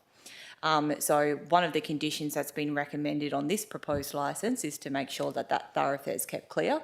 And so that would be a matter for compliance in terms of complying with the requirements of the condition should council grant the licence. In terms of smoking and vaping and the like, that's a matter that we can, our environmental health services can undertake compliance for, because it is a requirement that there's no smoking, and it's also been recommended as a condition of the licence. Thank you, Ms Shaw. Councillor Choi? Thank you, Mr Mayor, and to Director Shaw. The city in its officer's report has listed that around 20 people maximum can be accommodated in that parklet area at any one time. And I believe all hospitality operators have a maximum capacity limit assigned to their venue for insurance purposes. So for similar health and safety and compliance purposes, why has this capacity limit not been made a condition in the applicant's licence, please? Ms Shaw? Thank you, Mr Mayor. So the capacity limits are assigned to the venue itself, not to the parklet. So typically for a restaurant or small bar of this nature, I believe the capacity for this venue is 120 patrons. And so when we consider the maximum capacity of that venue, we've actually included the requirement for how many patrons would be in the parklet in terms of how we would go about enforcing the maximum number of patrons. So even though technically the applicant can have 120 within the venue and additional patrons in the parklet structure, we've liaised with the applicant to advise them that we expect that the 120 would include any capacity contained within the parklet, and they've agreed with that. Thank you, Ms Shaw. Any further questions, Councillor Choi? Yes, thank you, Mr Mayor. Just a couple more. I understand to support local hospitality businesses that Council has continually, since COVID-19, agreed to waive alfresco dining and licence fees. And can the City please advise what that lost revenue is to date, please, just for our information, since the mid-year budget review is also coming up? Ms Shaw. Thank you, Mr Mayor. So Council has waived fees related to alfresco dining and in relation to parklets. The revenue based on the 2023-24 fees was in the vicinity of $15,000. If that was to be provided for this financial year and applying CPI, it would probably be closer to $17,000. Given we also have a few additional alfresco dining areas in the city. So when considering the annual budget, it's obviously open to council to reinsert fees related to alfresco dining and parklets. But the reason that it was originally recommended for exclusion was to support local businesses and to increase the likelihood of alfresco and activation. Thank you, Ms Shaw. Councillor Choi? Yes, thanks, Mr Mayor. It's my last question. Since the parklet started out as a trial, can the City provide some feedback, please, as to learnings from the trial for any future parklet applications? Ms Shaw. Thank you, Mr Mayor. I think the biggest learnings for the administration would be with regards to the requirement to keep the 1.8 metre thoroughfare clear. And as I mentioned, that wasn't included as a condition on the original licence, but has since been included in the council policy and recommended as a condition on this application. Any issues to do with on-street drainage, the council policy relates to ensuring that the structure is flush with the curb for access, but just to ensure that when we do the assessment to make sure that there's no obstructions that would otherwise result in flooding or drainage issues on the street. And just ensuring that blinds are transparent or appropriate to make sure that sightlines are generally maintained and that the parklet structure itself presents as being open and available to the public. Thank you, Ms Shaw. Councillors, any further questions on this item? No. Next item, please, Mr Bradford. Thanks, Mr Mayor. Item 10.2.2, response to notice of motion, expression of interest for floating venue trial at Coode Street Jetty. This report presents the feedback from the Department of Biodiversity, Conservation and Attractions and the Department of Transport with respect to advertising an expression of interest for a temporary floating food and beverage venue to be moored at Coode Street Jetty. Thank you, Mr Bradford. Councillors, any questions? Councillor Choi? Yes, thanks, Mr Mayor. I've just got one. Given the DBCA's advice as outlined on page 13 of the agenda briefing notes, I'm just wondering what are the potential implications of council proceeding with an EOI on this, contrary to that advice, please. Ms Shaw, should I put that one to you? Thank you, Mr Mayor. So the officer recommendation is that council simply note the advice that was received in respect to the floating food and beverage venue. Should council resolve to advertise an expression of interest and we received some responses that were seeking to progress with the development of that type of venue in that location, it's unlikely when the Part 5 application is actually received and the statutory assessment undertaken that the Department of Biodiversity, Conservation and Attractions would recommend support for such a proposal. So in effect, council would be undertaking an EOI process when there's little to no likelihood of approval ever being granted by the Minister for Environment or the department in terms of that development proceeding. Thank you, Ms Shaw. Councillors, any further questions on this item? No. Next item, please, Mr Bradford. Thanks, Mr Mayor. Item 10.3.1, Draft Karrawara Pedestrian and Cycle Access Plan, final adoption. The purpose of this report is for Council to adopt the Draft Karrawara Pedestrian and Cycle Access Plan following advertising. The report presents the outcome of the advertising period and recommends modifications to the draft plan. Thank you, Mr Bradford. Councillors, any questions on this item? Councillor Choi? Yes, thanks, Mr Mayor. I've just got one. I note the email that elected members and administration received, I believe it was today, from a local Karrawara resident who was unable apparently to present their deputation to us this evening. And I'm just wondering if the city has had a chance to look at that email and if there's any comments that they would like to make on that and on the residents' concerns and suggestions that may assist councillors in its deliberations on this matter, please. Should I send that to Ms Mullen or Ms Shaw? Ms Shaw? Thank you, Mr Mayor. So yes, just for everyone's benefit, the email was in respect to the recommendation by the city to change the recommendation for pedestrian access way number 30 to retain it and keep it open. So that was between Beaton Close and Yallambee Place. And so whilst it's open to council to make an amendment to change the recommendation for that pedestrian access way, the city has changed its original recommendation in response to community feedback that was received, requesting that it be kept open. When we did a review of that pedestrian access way to see whether it was appropriate for it to be retained, the urban design and the layout of the access way itself in terms of its relative straightness, doesn't provide for concealment, indentations and the like. It provides for straight sight lines for the users. And so for that reason, it can actually be kept open. It's not considered to increase or provide for risk in terms of crime prevention through environmental design or any of those issues. So it's really open to council to either keep it open or recommend that it be changed back to closure. Thank you, Ms Shaw. Councillor Brenda Abrandis. Thank you, Mr Mayor. With regard to poor number 28, we've obviously received an overwhelming support for retaining poor number 28. Firstly, I note that the response to the feedback that we've received obviously simply notes that it's considered not essential and it's currently subject to a current poor closure request with the Department of Lands. So my question is, would the response be any different ordinarily, given that we've had such an overwhelming response from the community in support of retaining poor number 28? Ms Shaw.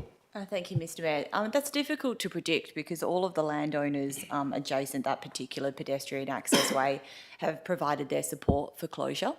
And that one is progressing through Department of Land, so there's no opportunity for council to change that. It will be closed. So we can't really provide comment on whether it would be kept open or not. Based on the adjacent pedestrian access ways and community feedback that had been received, there was general sentiment towards retaining and keeping a lot of the pedestrian access ways open.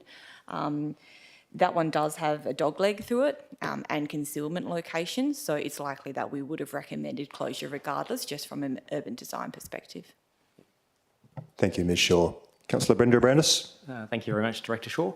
Just with regard to the same paw number 28, so obviously when this was first raised a few years ago, we heard a bit of feedback with regard to the safety issues, and it was specifically that paw which was the catalyst for this study and obviously consideration for the closure of the other paws. But the amount of feedback that we received initially, does the city have any statistics as to how many people provided feedback as part of that initial process for the closure of paw 28, and also if there was quite a bit of support at that point in time for the retention of paw 28, keeping it open? Ms Shaw. Thank you, Mr Mayor. So the consultation that was undertaken as part of this study is quite extensive. I wouldn't be able to comment on what consultation was undertaken as part of the last assessment, but this particular exercise has followed the requirements of the Department of Planning in terms of how the process is meant to be undertaken and the type of data and information that's needed to support the recommendations. So regardless of what consultation may have been undertaken in the past, if that only related to consulting with the landowners, it's not considered extensive enough to inform any future recommendations as to the pedestrian access ways. Thank you, Ms Shaw. Councillor Brenda Brandis. Thank you, Director Shaw. Thank you, Mr Mayor. With regard to the success of the closure of paw 28 or any of the paws for that matter, it would still be the requirement that the owners adjacent or against the paw all take up the land parcels so that there are no empty parcels caught in between or peculiar odd-shaped parcels such as dog legs, for example. Is that correct? Ms Shaw. Thank you, Mr Mayor. So not all landowners need to agree to buy their adjacent portion because, for example, where there are two adjacent owners, one may decide to take up the whole portion of the pedestrian access way instead of going half down the middle. But the department does not agree with creating doglegs or irregular shaped lots as a result of this process. That's correct. Thank you, Ms Shaw. Councillor Brenda Brandis. Thank you, Mr Mayor. Thank you, Director Shaw. Final question, just with regard to the land valuation for the potential acquirers, is there any indication as to how that is looking and how close that will be to market or if it'll be substantially discounted? Ms Shaw. Thank you, Mr Mayor. So in terms of the process, a survey would first be drawn up and the valuer general actually determines what the likely value of the land is at that point in time. So the city is unable to receive an indication about what the likely cost would be for those landowners ahead of progressing the closure process. So you effectively need to go through the whole process of having agreement as to how the land would be divided and the surveys drawn up before the department will agree to, before the valuer general will agree to provide the cost for the land. And unfortunately at that point in time, sometimes landowners may choose to decide that it's cost prohibitive and to not proceed with the process. I think I've noted in the report that if council agrees to the recommendations within the report, we would be advocating to the state government to waive some of those costs, whether that be the cost of repairing the surveys or whether it be the actual cost and value of the land itself, to try and facilitate implementation of the report. Thank you, Ms Shaw. Councillor D'Souza. Thanks, Mr Mayor. So closure and the closure reports and advice contained within this report is clearly just one part of how we address the issue. The other part is in the report, the recommended infrastructure improvements. Just wanted some advice on things like directional signage and bollards and sort of lighting upgrades and the like. Would that be covered by the city's existing operational budget, or would it require additional allocation either through mid-year or through the budget process for this year? Ms Shaw. Thank you, Mr Mayor. It would require additional funding. So the city already maintains the area to a certain standard in terms of the landscaping and vegetation and the lighting and such through there.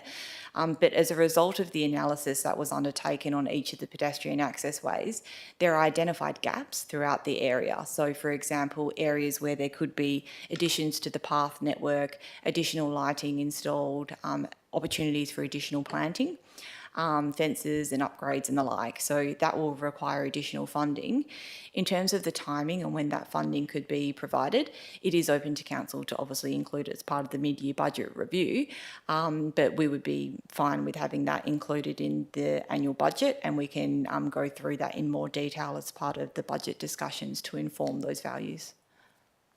Thank you, Ms Shaw. Councillor D'Souza. Thanks, Ms Shaw. And in terms of, as you mentioned, this obviously is a very detailed, elaborate piece of work.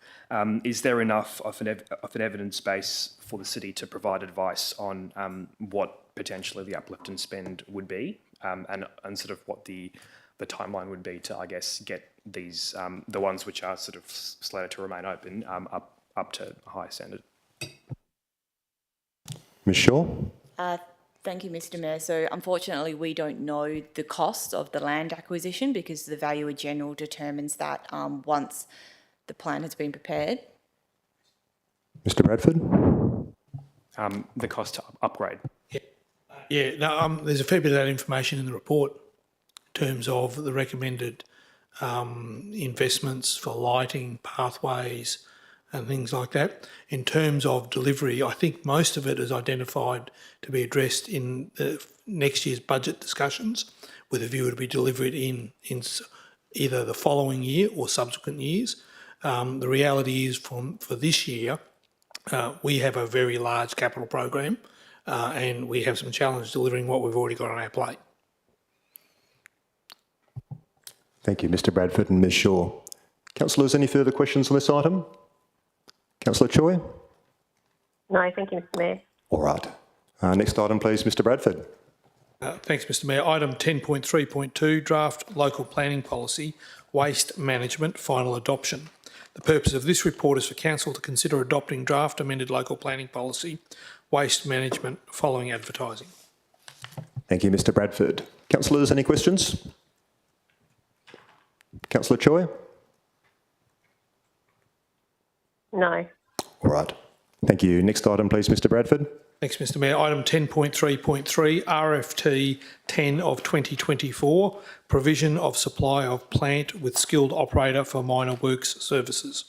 This report considers submissions received from the advertising of tender 10 of 2024 for the provision of supply of plant with skilled operator for minor works services. The report outlines the assessment process used during the evaluation of tenders and recommends approval of the tenderer that provides the best value for money and level of service to the city. And I note there is a confidential attachment for this item. Thank you, Mr Bradford. Councillors, any questions on this item? Councillor Choi? No. All right. Next item, please, Mr Bradford. Thanks, Mr Mayor. Item 10.3.4, third-party digital advertising signage, lot 182, number 272, Canning Highway, Como. The purpose of this report is to consider an application for development approval for third-party digital advertising signage on lot 182, or number 272 Canning Highway, Como.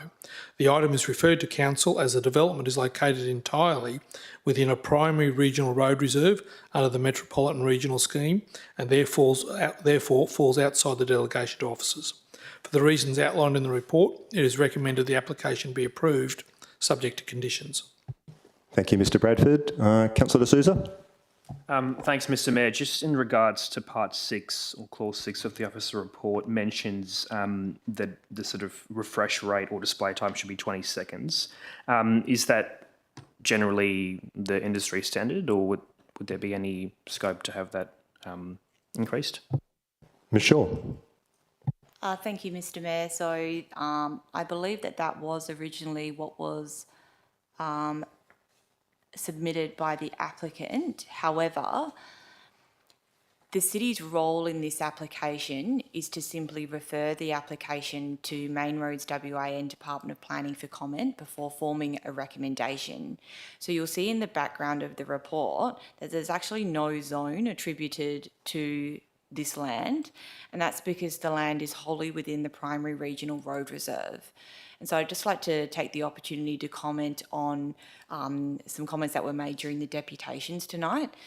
A local planning policy can only apply to zone land, and the city administers the local planning policies. So even if we had a local planning policy that set the rates for pulsating and flashing lights, etc., or the lux of the lights themselves, we wouldn't be able to apply it to land that's wholly within the Metropolitan Region Scheme Primary Regional Road Reserve.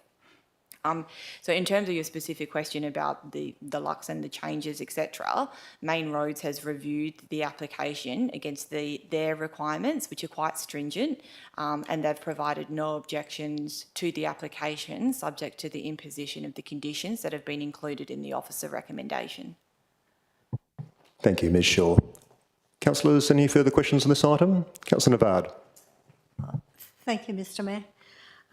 In the event that a number of digital signs, in addition to those that are in place and this proposed, were to be installed along the Como section of Canning Highway, at what point or under what conditions would the city consider applying for a 40-kilometre speed zone for that section of Canning Highway? Ms Shaw. Thank you, Mr Mayor. So the city wouldn't consider applying for a reduction in speed along Canning Highway, and the reason being is that Main Roads is responsible not only for the speed limit along Canning Highway, but also for the assessment of the safety of the signage itself. So we would consider each application on a case-by-case basis, and if it were the case that the sign itself was not deemed to be safe for whatever reason, it's the sign application that would be refused, not a change to the speed environment along Canning Highway. Thank you, Ms Shaw. Councillor Navard. Thank you, Mr Mayor. What process would be required to install a pedestrian crossing to service the Hobbs Avenue Canning Highway intersection? Ms Shaw or Ms Ambremo? Yeah, can you clarify where exactly you would be looking for the pedestrian crossing? Sorry? Where exactly are you referring to for the pedestrian crossing? Oh, for the T, in proximity to the T junction of Hobbs Avenue and Canning Highway.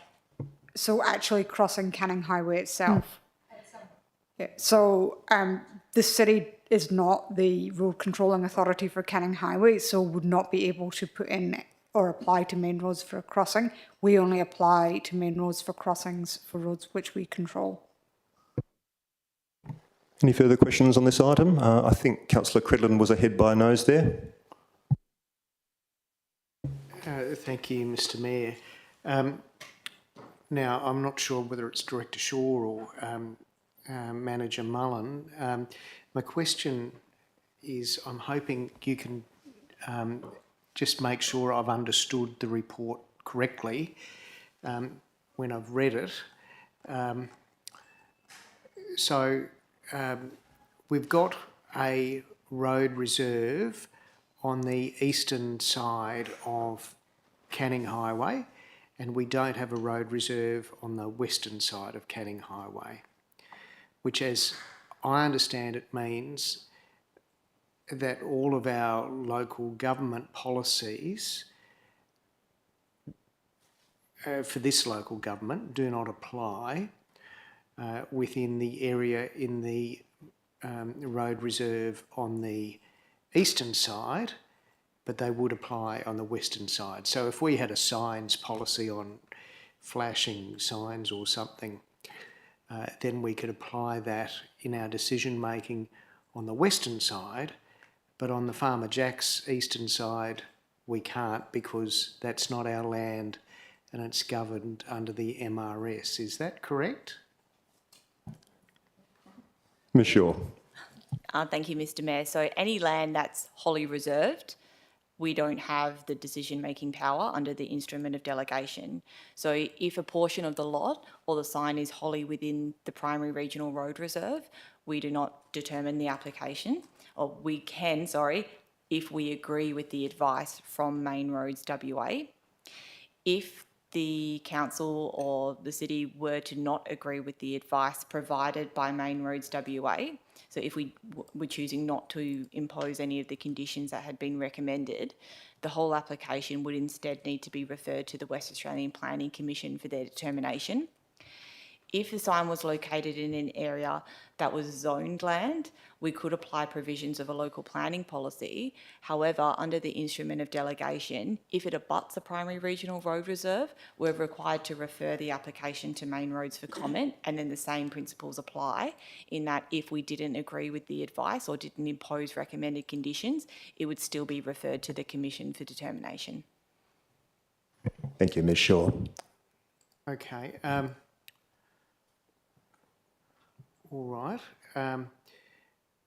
So we're operating under a delegation in respect of this sign, and according to the report, we are unable to, we're removed from that delegation if we choose to rely on a road safety reason which is different to what's in their recommendation. Is that correct? Ms Shaw. That's correct. So if Main Road says there's no road safety reason to prevent the sign being approved, then we can't use a road safety reason to reject it. Ms Shaw. Yes, that's correct. Yep. And sorry to be super clear, so that means we cannot use road safety as a reason to refuse this, because if we did, we would be operating outside the delegation and we would be acting without any power.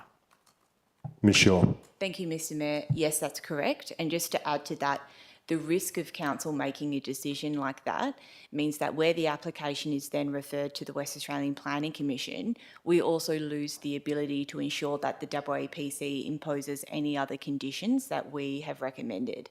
So, for example, we've recommended a condition that says that the sign's turned off at night in response to submissions that have been received. The WAPC may choose not to impose that condition. Thank you, Ms Shaw. Councillor Cridland. There was a presentation from Dr Bassett, hopefully I've got his name right, and he said that the Main Roads had recommended 40 seconds. I read the report and attachments, albeit fairly quickly. I didn't notice 40 seconds in there.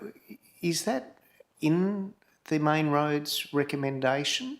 And if so, would there be a difficulty if we amended the recommendation of the city to 40 seconds? Ms Shaw. Thank you, Mr Mayor. So it's condition number 6 in the officer recommendation, and it says the minimum dwell time for the advertisement is 20 seconds, not 40 seconds. So the council could not amend that condition without the whole application then being referred to the WAPC for determination, because that is one of the conditions that's been recommended by Main Roads. Sorry, just to be clear, Dr Bassett said that Main Roads had referred to 40 seconds. Is that incorrect? I asked this because I couldn't find 40 seconds when I read it, but I may have missed it. Ms Shaw. Thank you, Mr Mayor. It is 20 seconds, and we have the formal correspondence as an attachment. So Main Roads has recommended that it is 20 seconds. I'm not sure where 40 seconds has come from. All right. And finally, if the local government or the council was to say or come to a view that perhaps these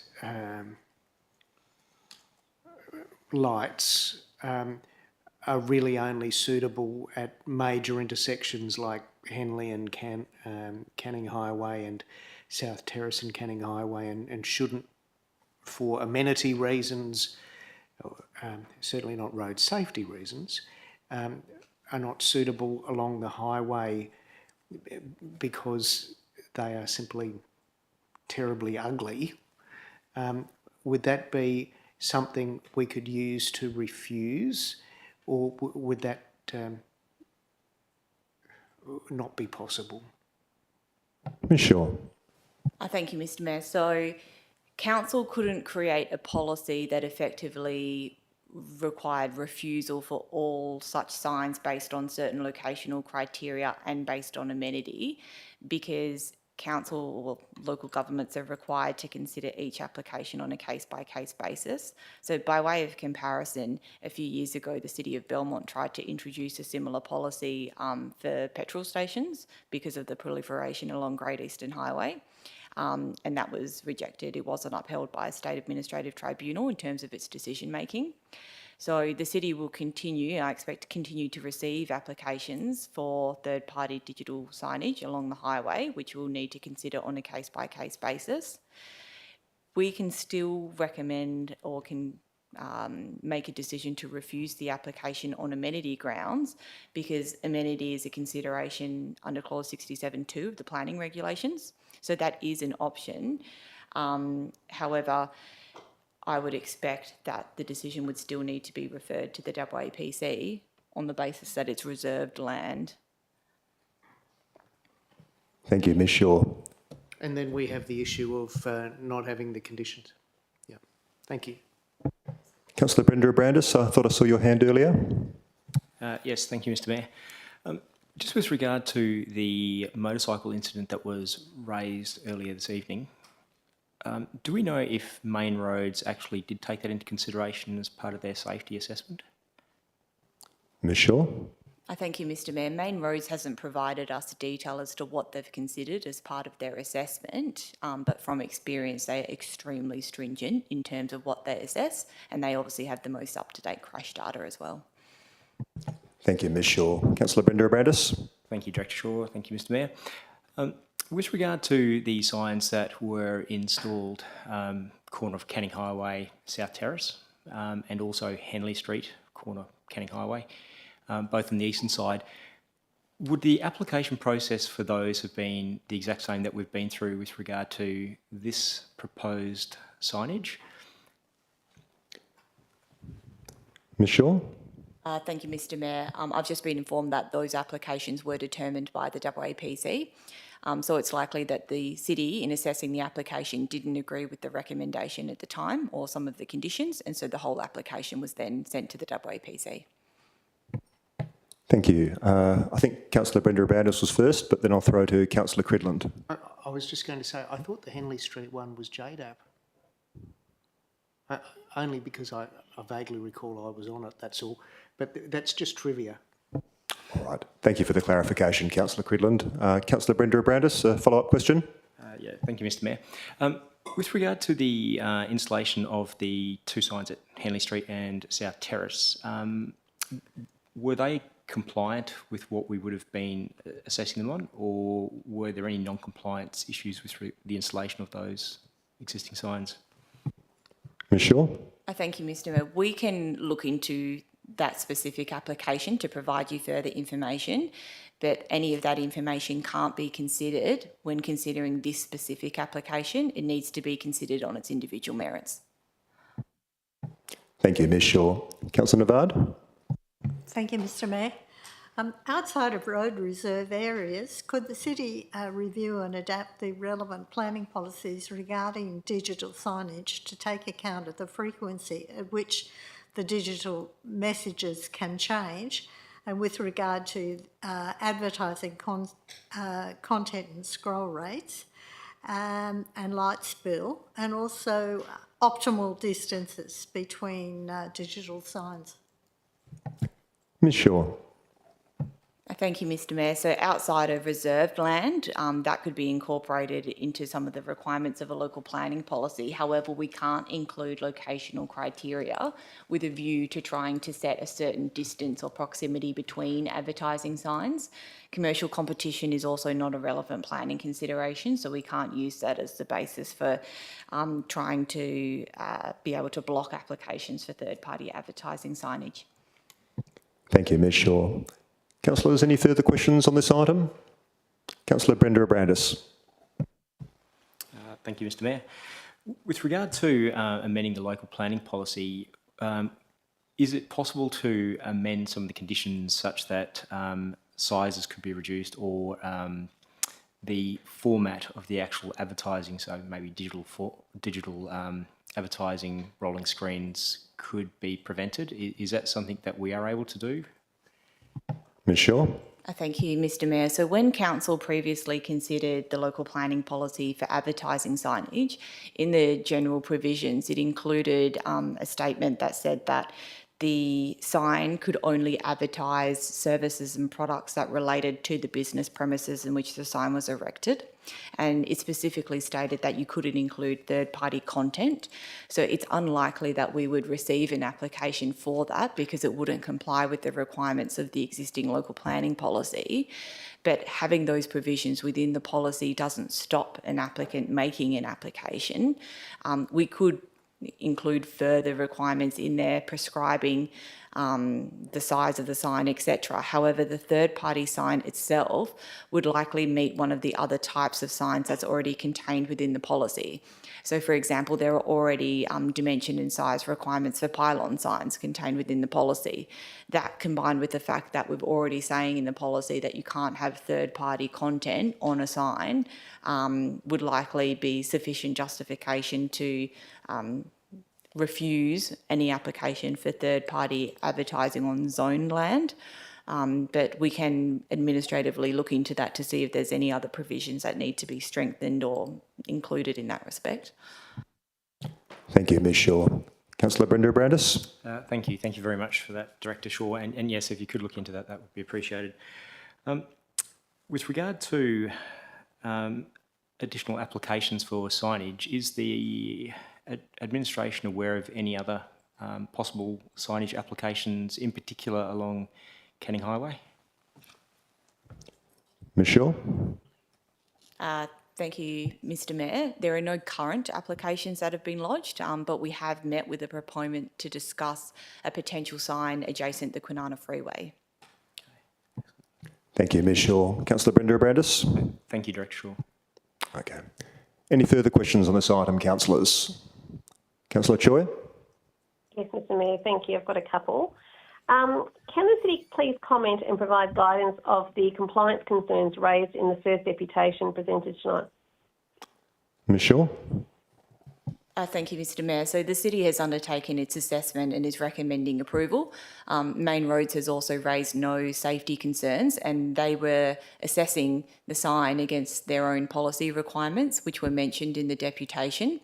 So we're simply providing a recommendation based on the advice received from Main Roads, and in that there are no safety concerns with the sign. Thank you, Ms Shaw. And your follow-up question there, Councillor Choi? Yeah, thanks, Mr Mayor. I've got a couple. And thanks to Director Shaw.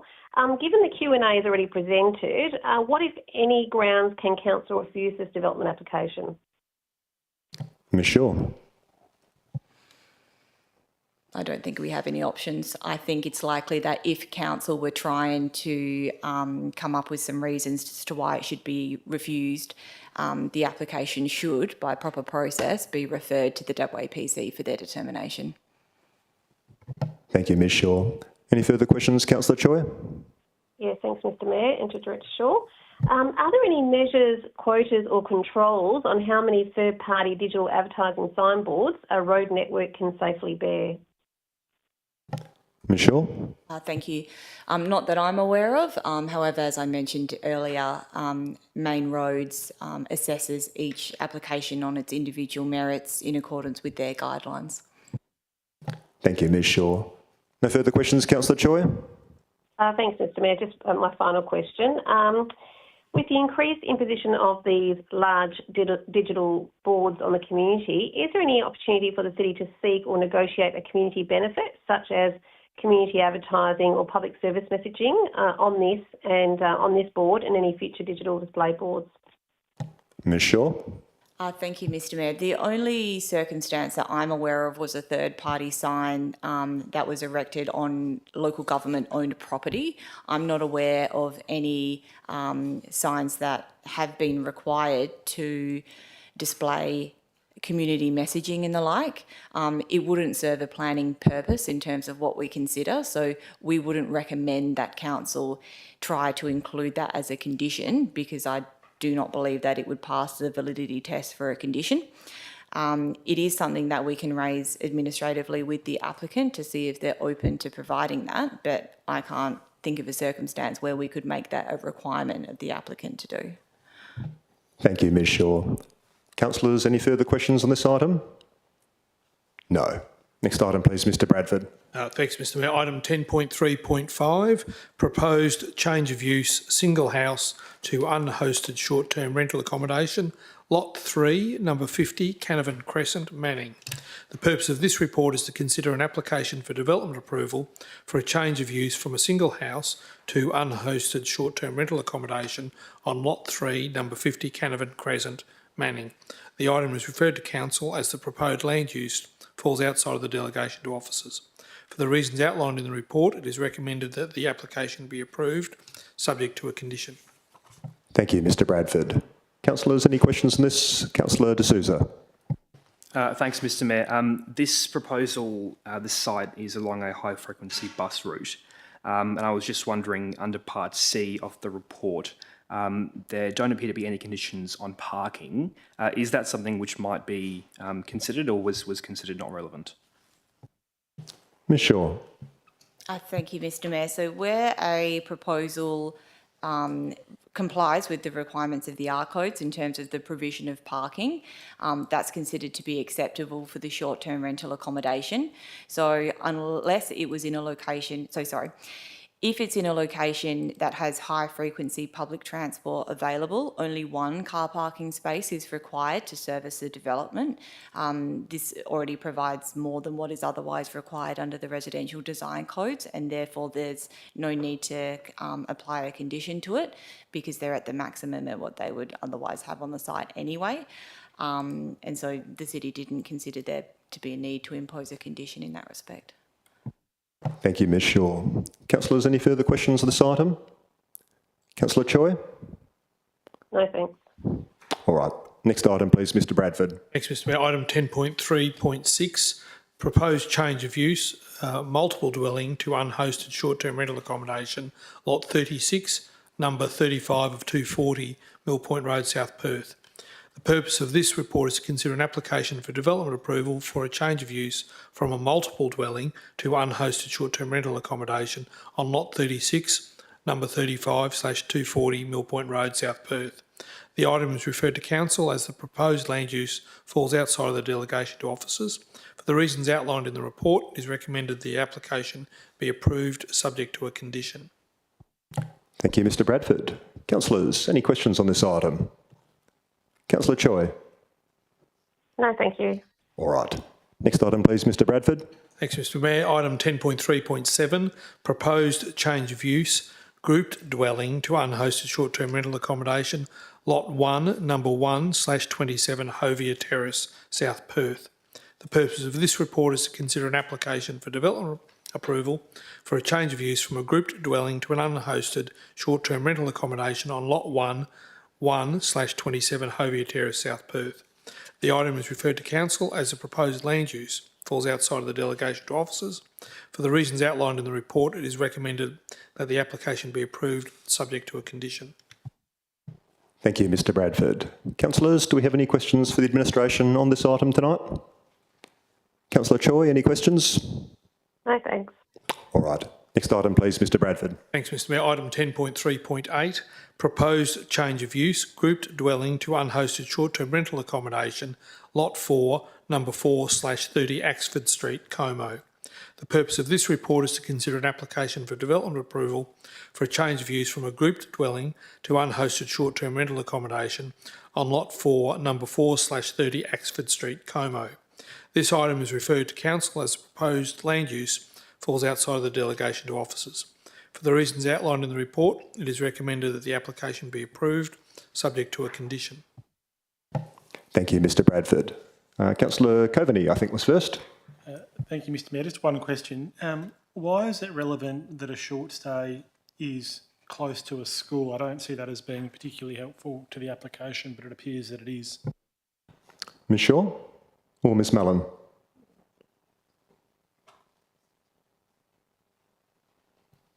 Thank you, Mr Mayor. I believe you're referring to the background with the description, is that correct? Part F, there's an assessment and it says, although it's not located within the plan zone, it's 170 metres from Como Secondary, 350 from Penrose. I just don't think that people in short stay are sending their kids to school. No, we'll take that on board. That's good feedback. Thank you.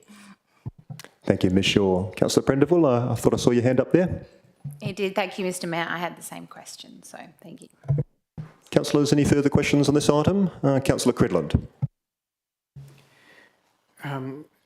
Just looking at this one and some of the others, it seems that the city is recommending approvals where the policy would seem to indicate that they shouldn't be approved.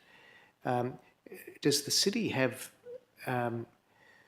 any concerns about the impact of, obviously, I wouldn't say it's a flood, but it's certainly much more than a trickle of residences in fairly quiet residential areas being turned into short-term rental accommodation, changing the areas from quiet residential areas to something else. Ms Shaw. Thank you, Mr Mayor. So in relation to the locational requirements that are contained within the assessment, that's from the draft policy that's been prepared. In terms of our recommendation, we consider all of the elements that have been proposed in the application and consider it on balance.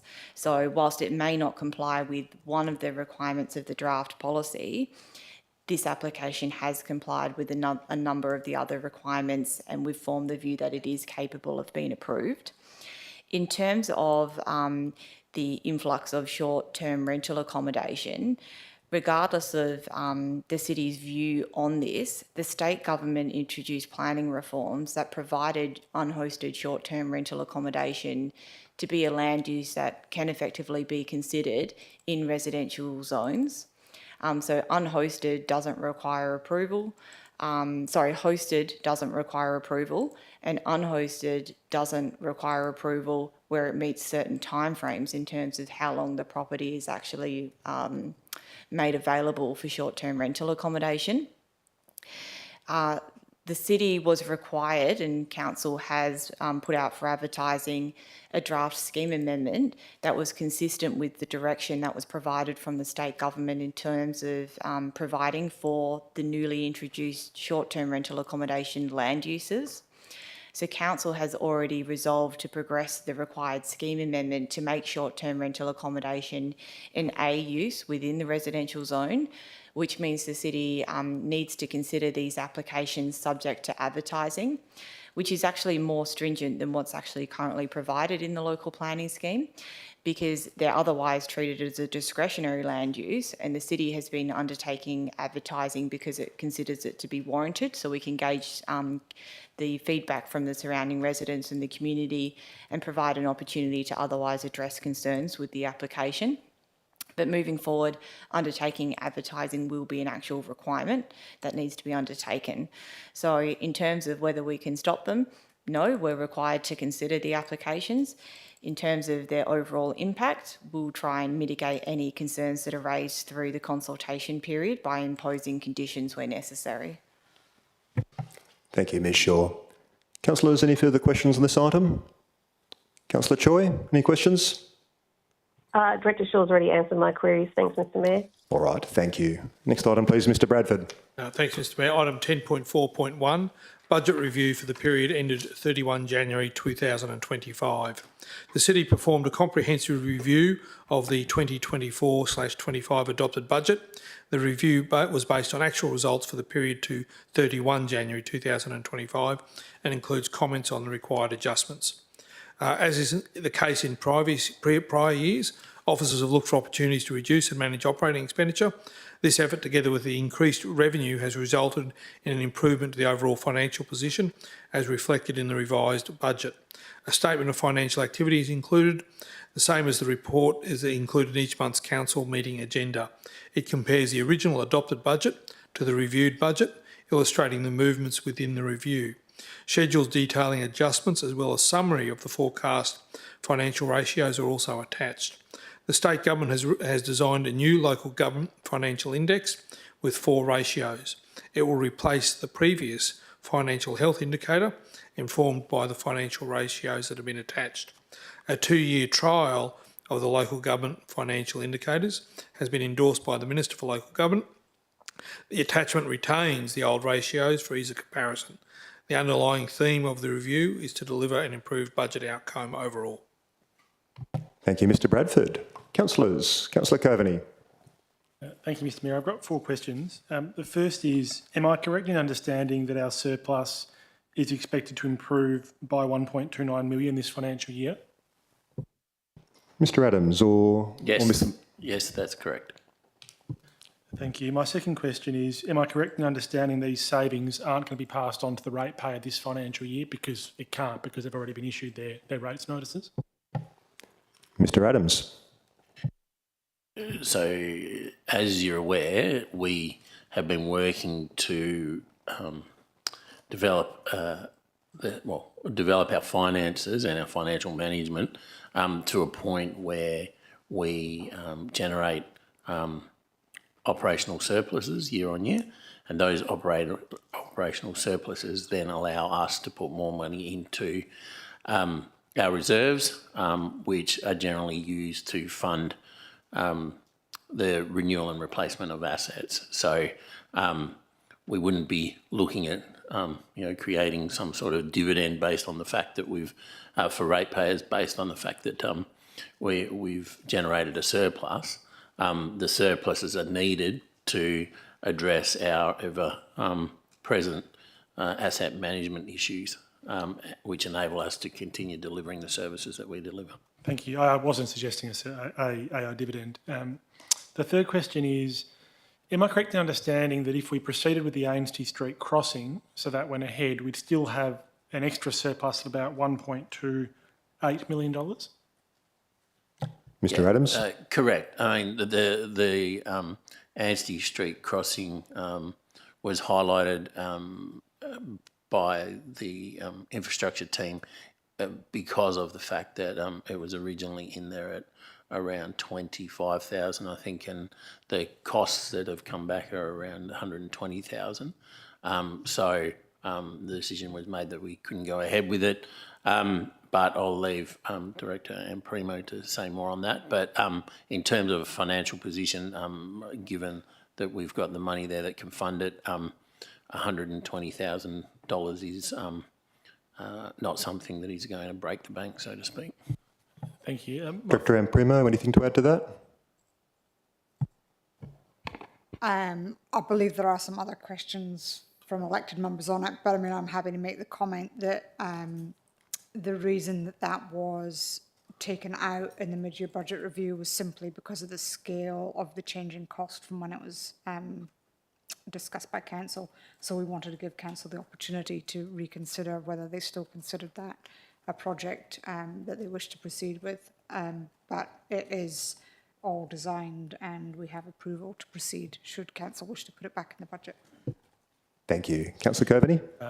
Thank you, Mr Mayor. I've got an extra question arising from my fourth that I haven't asked yet from this point, which I think we were told at one stage that if we went ahead with the crossing, we may lose 6 or 8 car parks because of some kind of requirement. Is that still the case, or could we change the design such that we could do the crossing and keep the car parks? Ms Amprima? Yeah, thank you, Mr. Mayor. So I believe that the design that has been now approved by Main Roads results in us losing 5 parking bays. Those bays need to be removed to ensure that sightlines and safety for people using the crossing are maintained. So there isn't an option to change that design. That design is effectively what Main Roads require us to do to make the crossing safe. And the cost variation is also linked to providing safe lighting for the crossing.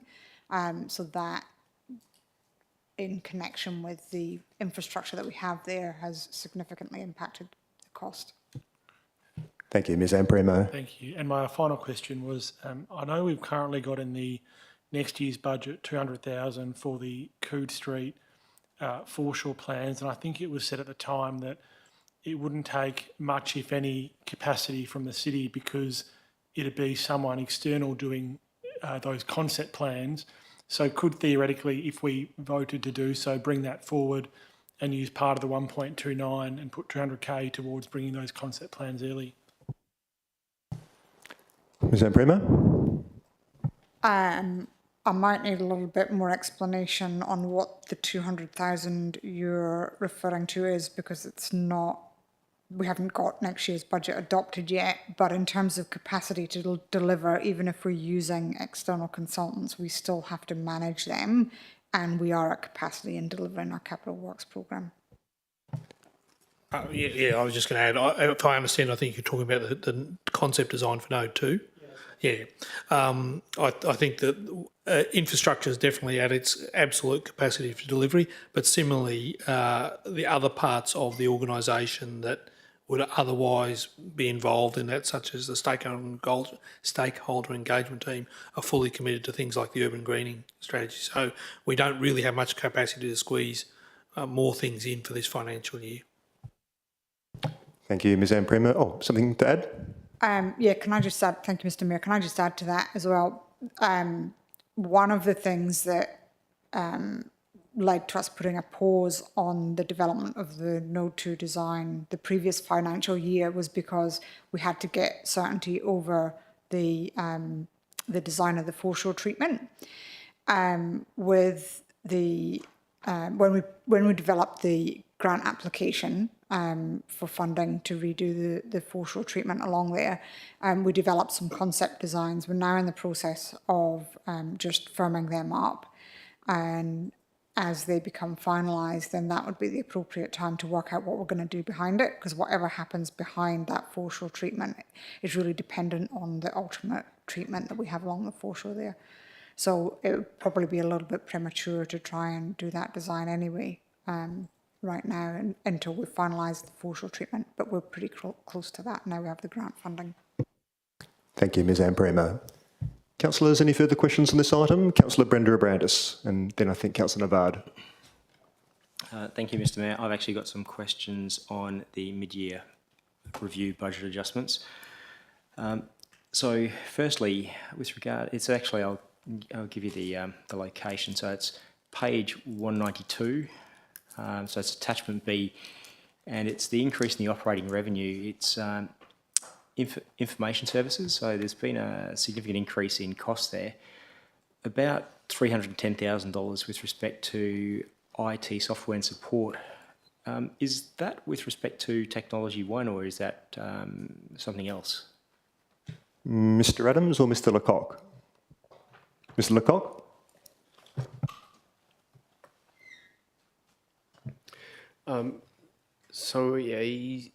You may recall that it was previously mentioned that the rates implementation was delayed, and due to the timing of us thinking that rates would go live by the time that we were setting the budget last year, there was obviously no allowance made for that in the current budget. So coming around now, we just adjust for it and brought that additional costs in. That's anticipated due to the delay of the implementation of rates. Thank you, Mr Lecoq. Councillor Brenda Brandis. Thank you, Mr Lecoq. And on the same line, so there's the increase in the IT software support and also salaries and wages of just over 200,000. Was that salaries and wages also attributed to the rates module in addition to the 300,000, or is that separate? Mr Lecoq. Can I just confirm, is that with reference to information services? Is that correct? Yes, it is. It's the same line item for information services. So there are a couple of adjustments which actually increase the expenditure and a few offsets. The additional costs in that area is not related to the implementation, but rather to other support services that's being required. Thank you. Thank you, Mr Lecoq. Councillor Brenda Brandis. Thank you, Mr Mayor. Thank you, Mr Lecoq. Just a couple more questions on the budget adjustments. So Collie Park Golf Course, I noted that the consultant costs have increased by 185,000. Can I please have a bit of a background as to what the additional consulting costs were that were incurred there? Mr Lecoq. That is it's a proportionate share of the city's costs relating to the work that's being performed in order to do the preliminary estimates that will inform the detailed design of the future construction works at Collier Park Golf Course. Thank you, Mr Lecoq. Councillor Brenda Brandis. Thank you, Mr Mayor, and thank you, Mr Lecoq. Again, the same line item, Collie Park Golf Course. Just the controllers' fees have increased by 96,000. Is that with regard to increased allocation because of outturn, or? Mr Lecoq. A controller's fees is a direct byproduct of the increased revenue. Yeah. It's just a fixed share that we've got with them. Thank you, Mr Lecoq. And my final question with regard to the budget adjustments. The park operations had an increase at Coode Street Foreshore Riverbank with regard to restoration. So I'm just wondering, is that part of the initial works that we had planned for? Is that additional works? Mr Lecoq. That I might need Director Imprimer's assistance with this one. I'm not 100% across the detail of that item. Yeah, I'm sorry, I'd need to take that on notice. I'm not quite sure what that's referring to. Thank you. Thank you both.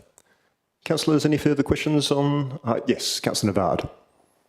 Thank you, Mr Mayor. I've got 3 questions. My first question relates to Collier Park Village, which is on page 194, and it indicates a salary and wage costing. And I was just wondering if we could know how that fits in with Collier Park Village, given that they're under the auspices of someone else. Mr Adams, or sure, Mr Lecoq? So as part of the wrapping up of Collier Park Village, we had someone that stayed on beyond the handover to continue to hand over and make sure that everything went smoothly, but also on termination of that person, we obviously had to pay all of her entitlements. So that would account for that figure there. Thank you. Councillor Navard. My next one relates to works. Some works activity I was aware of that was raised unsuccessfully for 23-24 budget included flood mitigation for 52 Ryrie Avenue. I can recall some restorative work was undertaken. Has the city received any further concerns regarding the water inundation in that location? Is that Ms Imprimer? Yeah, thank you, Mr Mayor. So works were undertaken in financial year 23-24, and since those works have been undertaken, we've received no complaints. Thank you, Ms Imprimer. Sorry, I just missed the last bit. Are undertaken to satisfaction. Was that the point? Okay. And the next one was, I noticed current budget lists roadworks in various parts of the city. Is there any current projected footpath work to be completed in Como and Moresby Ward within this financial year, please? And if so, does this include any footpath slab replacements in the area or any footpath construction? Ms Zamprema? Yeah, thank you, Mr. Mayor. So there's slab replacement in progress in Brandon Street and Hovia Terrace in this current financial year, and there was also quite a number of them actually completed last financial year as well. Ms Zamprema, maybe I'm misremembering, but the papers do have some pretty extensive schedules setting out what the capital works be covered by the mid-year budget review, or am I misremembering? Yeah, thank you, Mr. Mayor. So the budget line is actually one line item for slab replacement. Yeah. Thank you. Councillor Navard. Yes. In relation to the concerns raised about whether crime is or isn't on the increase, could we put an amount aside for some research into whether this may or may not be a problem for the City of South Perth to allay people's concerns? Mr Bradford or Mr Adams? Mr Bradford. I'll have a go and then Mr Adams. Yeah, there's a lot of research that has been done. We get very comprehensive statistics from Walga every month that inform our community safety and crime prevention plan, and we have regular meetings of that group. The most recent meeting, I think, was last Wednesday, which I attended at least part of, where we get updates from the local community groups, the Department of Communities, the local member. There are a couple of councillors who are members of it, and also the local police. So, our community safety and crime prevention plan, which is updated regularly, reflects, I think, a good review of the statistics that support crime, but also we are responsive in terms of when we have those regular meetings, and the most recent meeting, the police representative noted where there were areas, particular themes of crime that were either increasing or decreasing, and so we adjust our responses to that. So we already have funding in our budget for things like education programs, the security item rebate for people, which is well subscribed. We've got our new CCTV trailer. We've put funding for additional lighting in the budget and putting that lighting in place. And as I think at the electors' general meeting, there was a comment made around the hooning, the road safety measures, the CCTV trailer, and the closing of the Millers Pool car park have all reduced the incident of antisocial behaviour and hooning in that area. Hasn't solved it, but has reduced it substantially. So I think we do have a good allocation in our budget. And of course, if there are opportunities to do more, that's a discussion we can have with council during budget deliberations. And we'll present some discussions.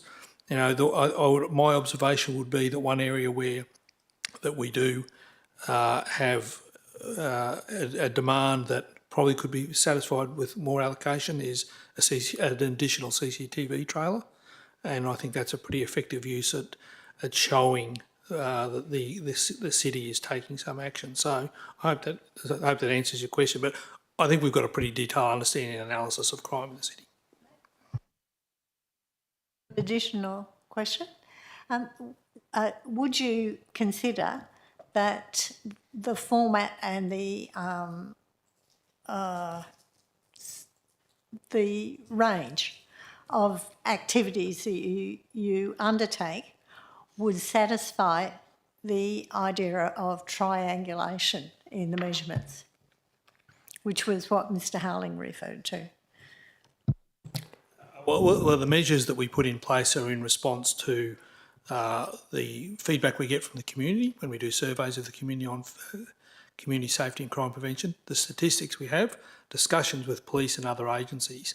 So I'm comfortable that we have as reasonable understanding as is possible about what is going on in the city. I'd also note, though, that crime prevention isn't solely a local government responsibility.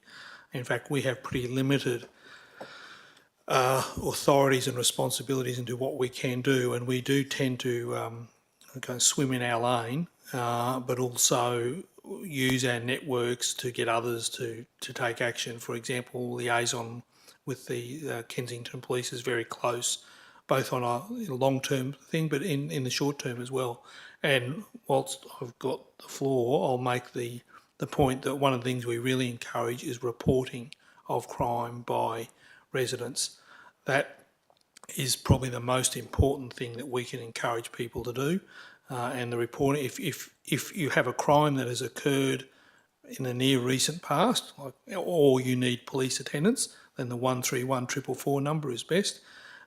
If you want to report a pattern of behaviour that is suspicious, then the Crime Stoppers is an effective way to do that, and that helps the police build the intelligence picture.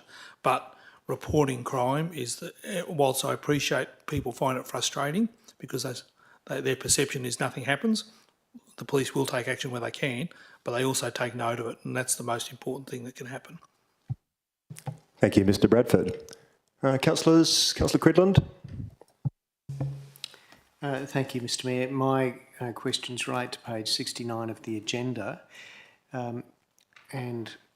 Firstly, I was going to ask in relation to some funds that are referred to there, which is the little bit that we got to keep of the 20 million that the former federal government gave us for a recreational centre, which is for some works on all gender change rooms.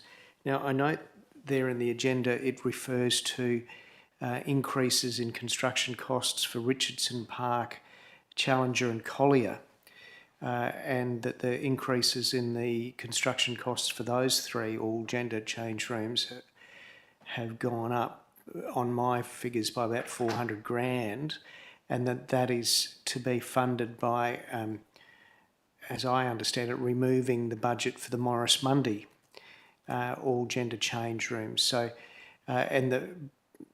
it said that that's to be done because there was no benefit to female participation in sports for Morris Mundy, and I just wonder how that conclusion was arrived at. And I say that as the scorer and husband of the manager of a South Perth junior cricket girls team that played at Morris Mundy last year and certainly did get changed and go to the toilets there. So that might be a question to Director Anne Premo. Ms Anne Premo. Yeah, thank you, Mr Mayor. So the funding was split into two separate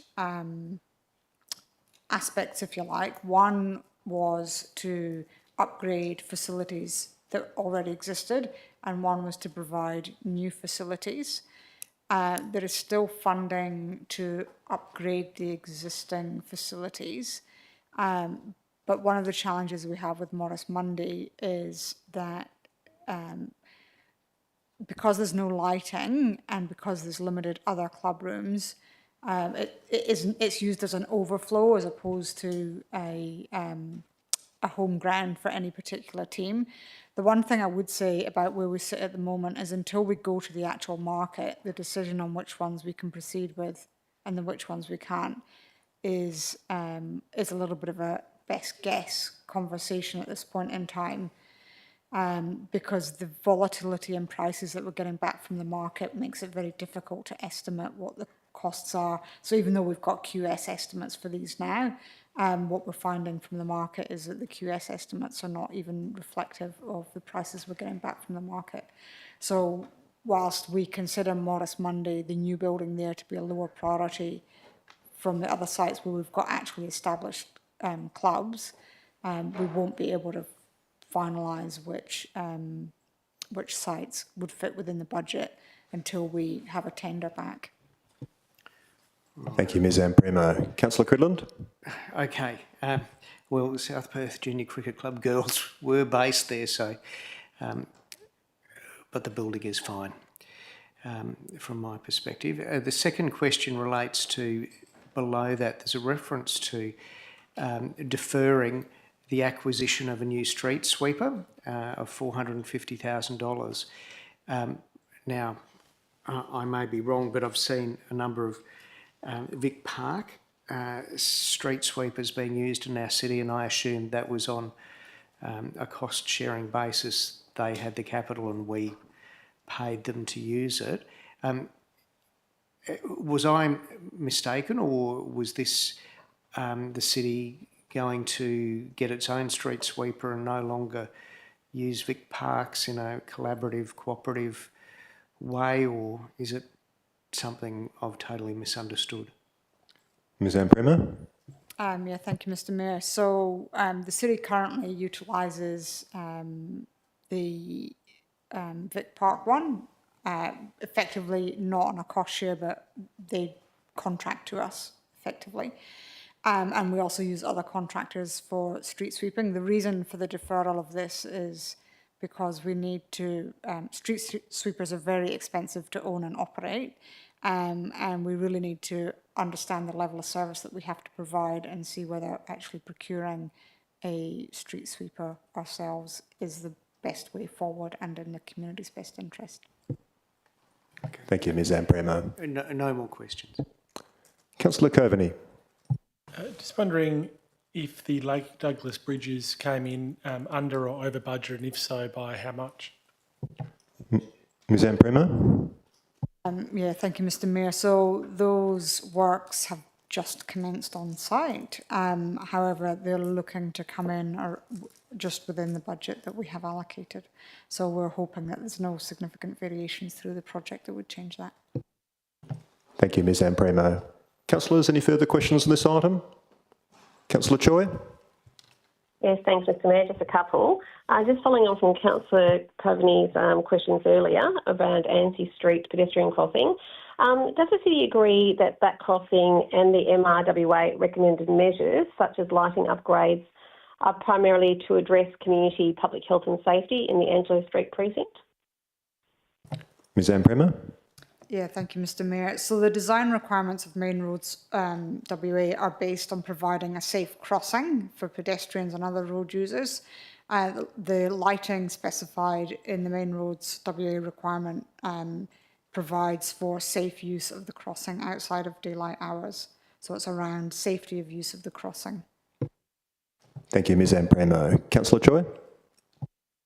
Thanks, Mr Mayor, and thanks to Director Ampremo. And my other question was, is still in relation to that crossing. As I understand, Main Roads WA agreed in principle to install that pedestrian crossing last year. Could delaying the works on the city's end have a flow-on impact with the Main Roads timeframes and also further cost escalations flowing from that, with this project then potentially ending up being even further delayed down the track? Ms Ampremo? Yeah, thank you, Mr Mayor. So as per my comments earlier, the design and Main Roads approval were only completed at the end of last year. The final approved design was then subject to cost estimates, and it became apparent that there was a significant increase from the high-level estimate provided to council during budget deliberations, as this estimate was completed prior to confirmation of the final design requirements. The cost estimate contained in the report is based on contract rates for the 25-26 financial year. So if it was to be undertaken in a future financial year, then this cost estimate would be subject to escalation. Thank you, Ms Ampremo. Councillors, any further questions? No. Let's see. Next item, please, Mr Bradford. Thanks, Mr Mayor. Item 10.4.2, listing of payments, December 2024. This report presents to Council a list of accounts paid under delegated authority between 1 and 31 December 2024 for information. It also includes purchase card transactions between 1 and 30 November 2024 in line with the new legislative requirements. Thank you, Mr Bradford. Councillors, any questions? Councillor Choi? No, thank you. All right. Next item, please, Mr Bradford. Thanks, Mr Mayor. Item 10.4.3, monthly financial statements, December 2024. The monthly financial statements are provided within attachments A through I, with a high level of analysis contained in the comments of the report. Thank you, Mr Bradford. Any questions, councillors? Councillor Choi? No, thanks. All right. Next item, please, Mr Bradford. Mr Mayor, item 10.4.4, listing of payments, January 2025. This report presents to Council a list of accounts paid under delegated authority between 1 and 31 January 2025 for information. It also includes purchase card transactions between 1 and 31 December 2024 in line with the new legislative requirements. Thank you, Mr Bradford. Councillors, any questions? Councillor Choi? No, thanks. All right. Next item, please, Mr Bradford. Thanks, Mr Mayor. Item 10.4.6, local government elections.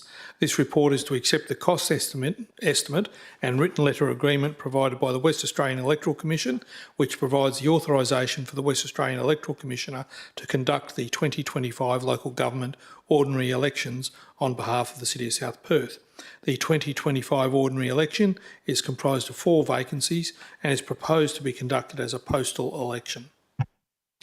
Any questions on this item, councillors? Councillor Choi? No, thanks. All right. Next item, please, Mr Bradford. I'll announce this one, but if there are any questions, I'll probably have to leave. Item 10.5.1, independent facilitator for the Chief Executive Officer evaluation process 2024-25. This report seeks the appointment of the external independent facilitator for the CEO evaluation process for the period 1 July 2024 to 30 June 2025. Councillors, does anyone have any questions on this item? Councillor Choi? No, thanks. All right. No, there is no next item on number 10. Thank you, Mr Bradford. So that's the end of item 10, folks. We move on to item 12, which is motions of which previous notice has been given. There was an item 12.1, but Councillor Coveney has advised us that he's withdrawn item 12.1, so we move on. Item 15 is when the meeting would be closed to the public. We do have one confidential matter on the agenda for which the meeting could be closed if anyone had any questions. Councillors, does anyone have any questions on item 15? Councillor Choi? No, thanks. All right, no need to close the meeting to the public then. That brings us to item 16, which is closure. But before I declare tonight's meetings closed, I'd like to thank everyone for their attendance and participation this evening. I declare tonight's meeting closed at 8:59 p.m. Thank you all and good night.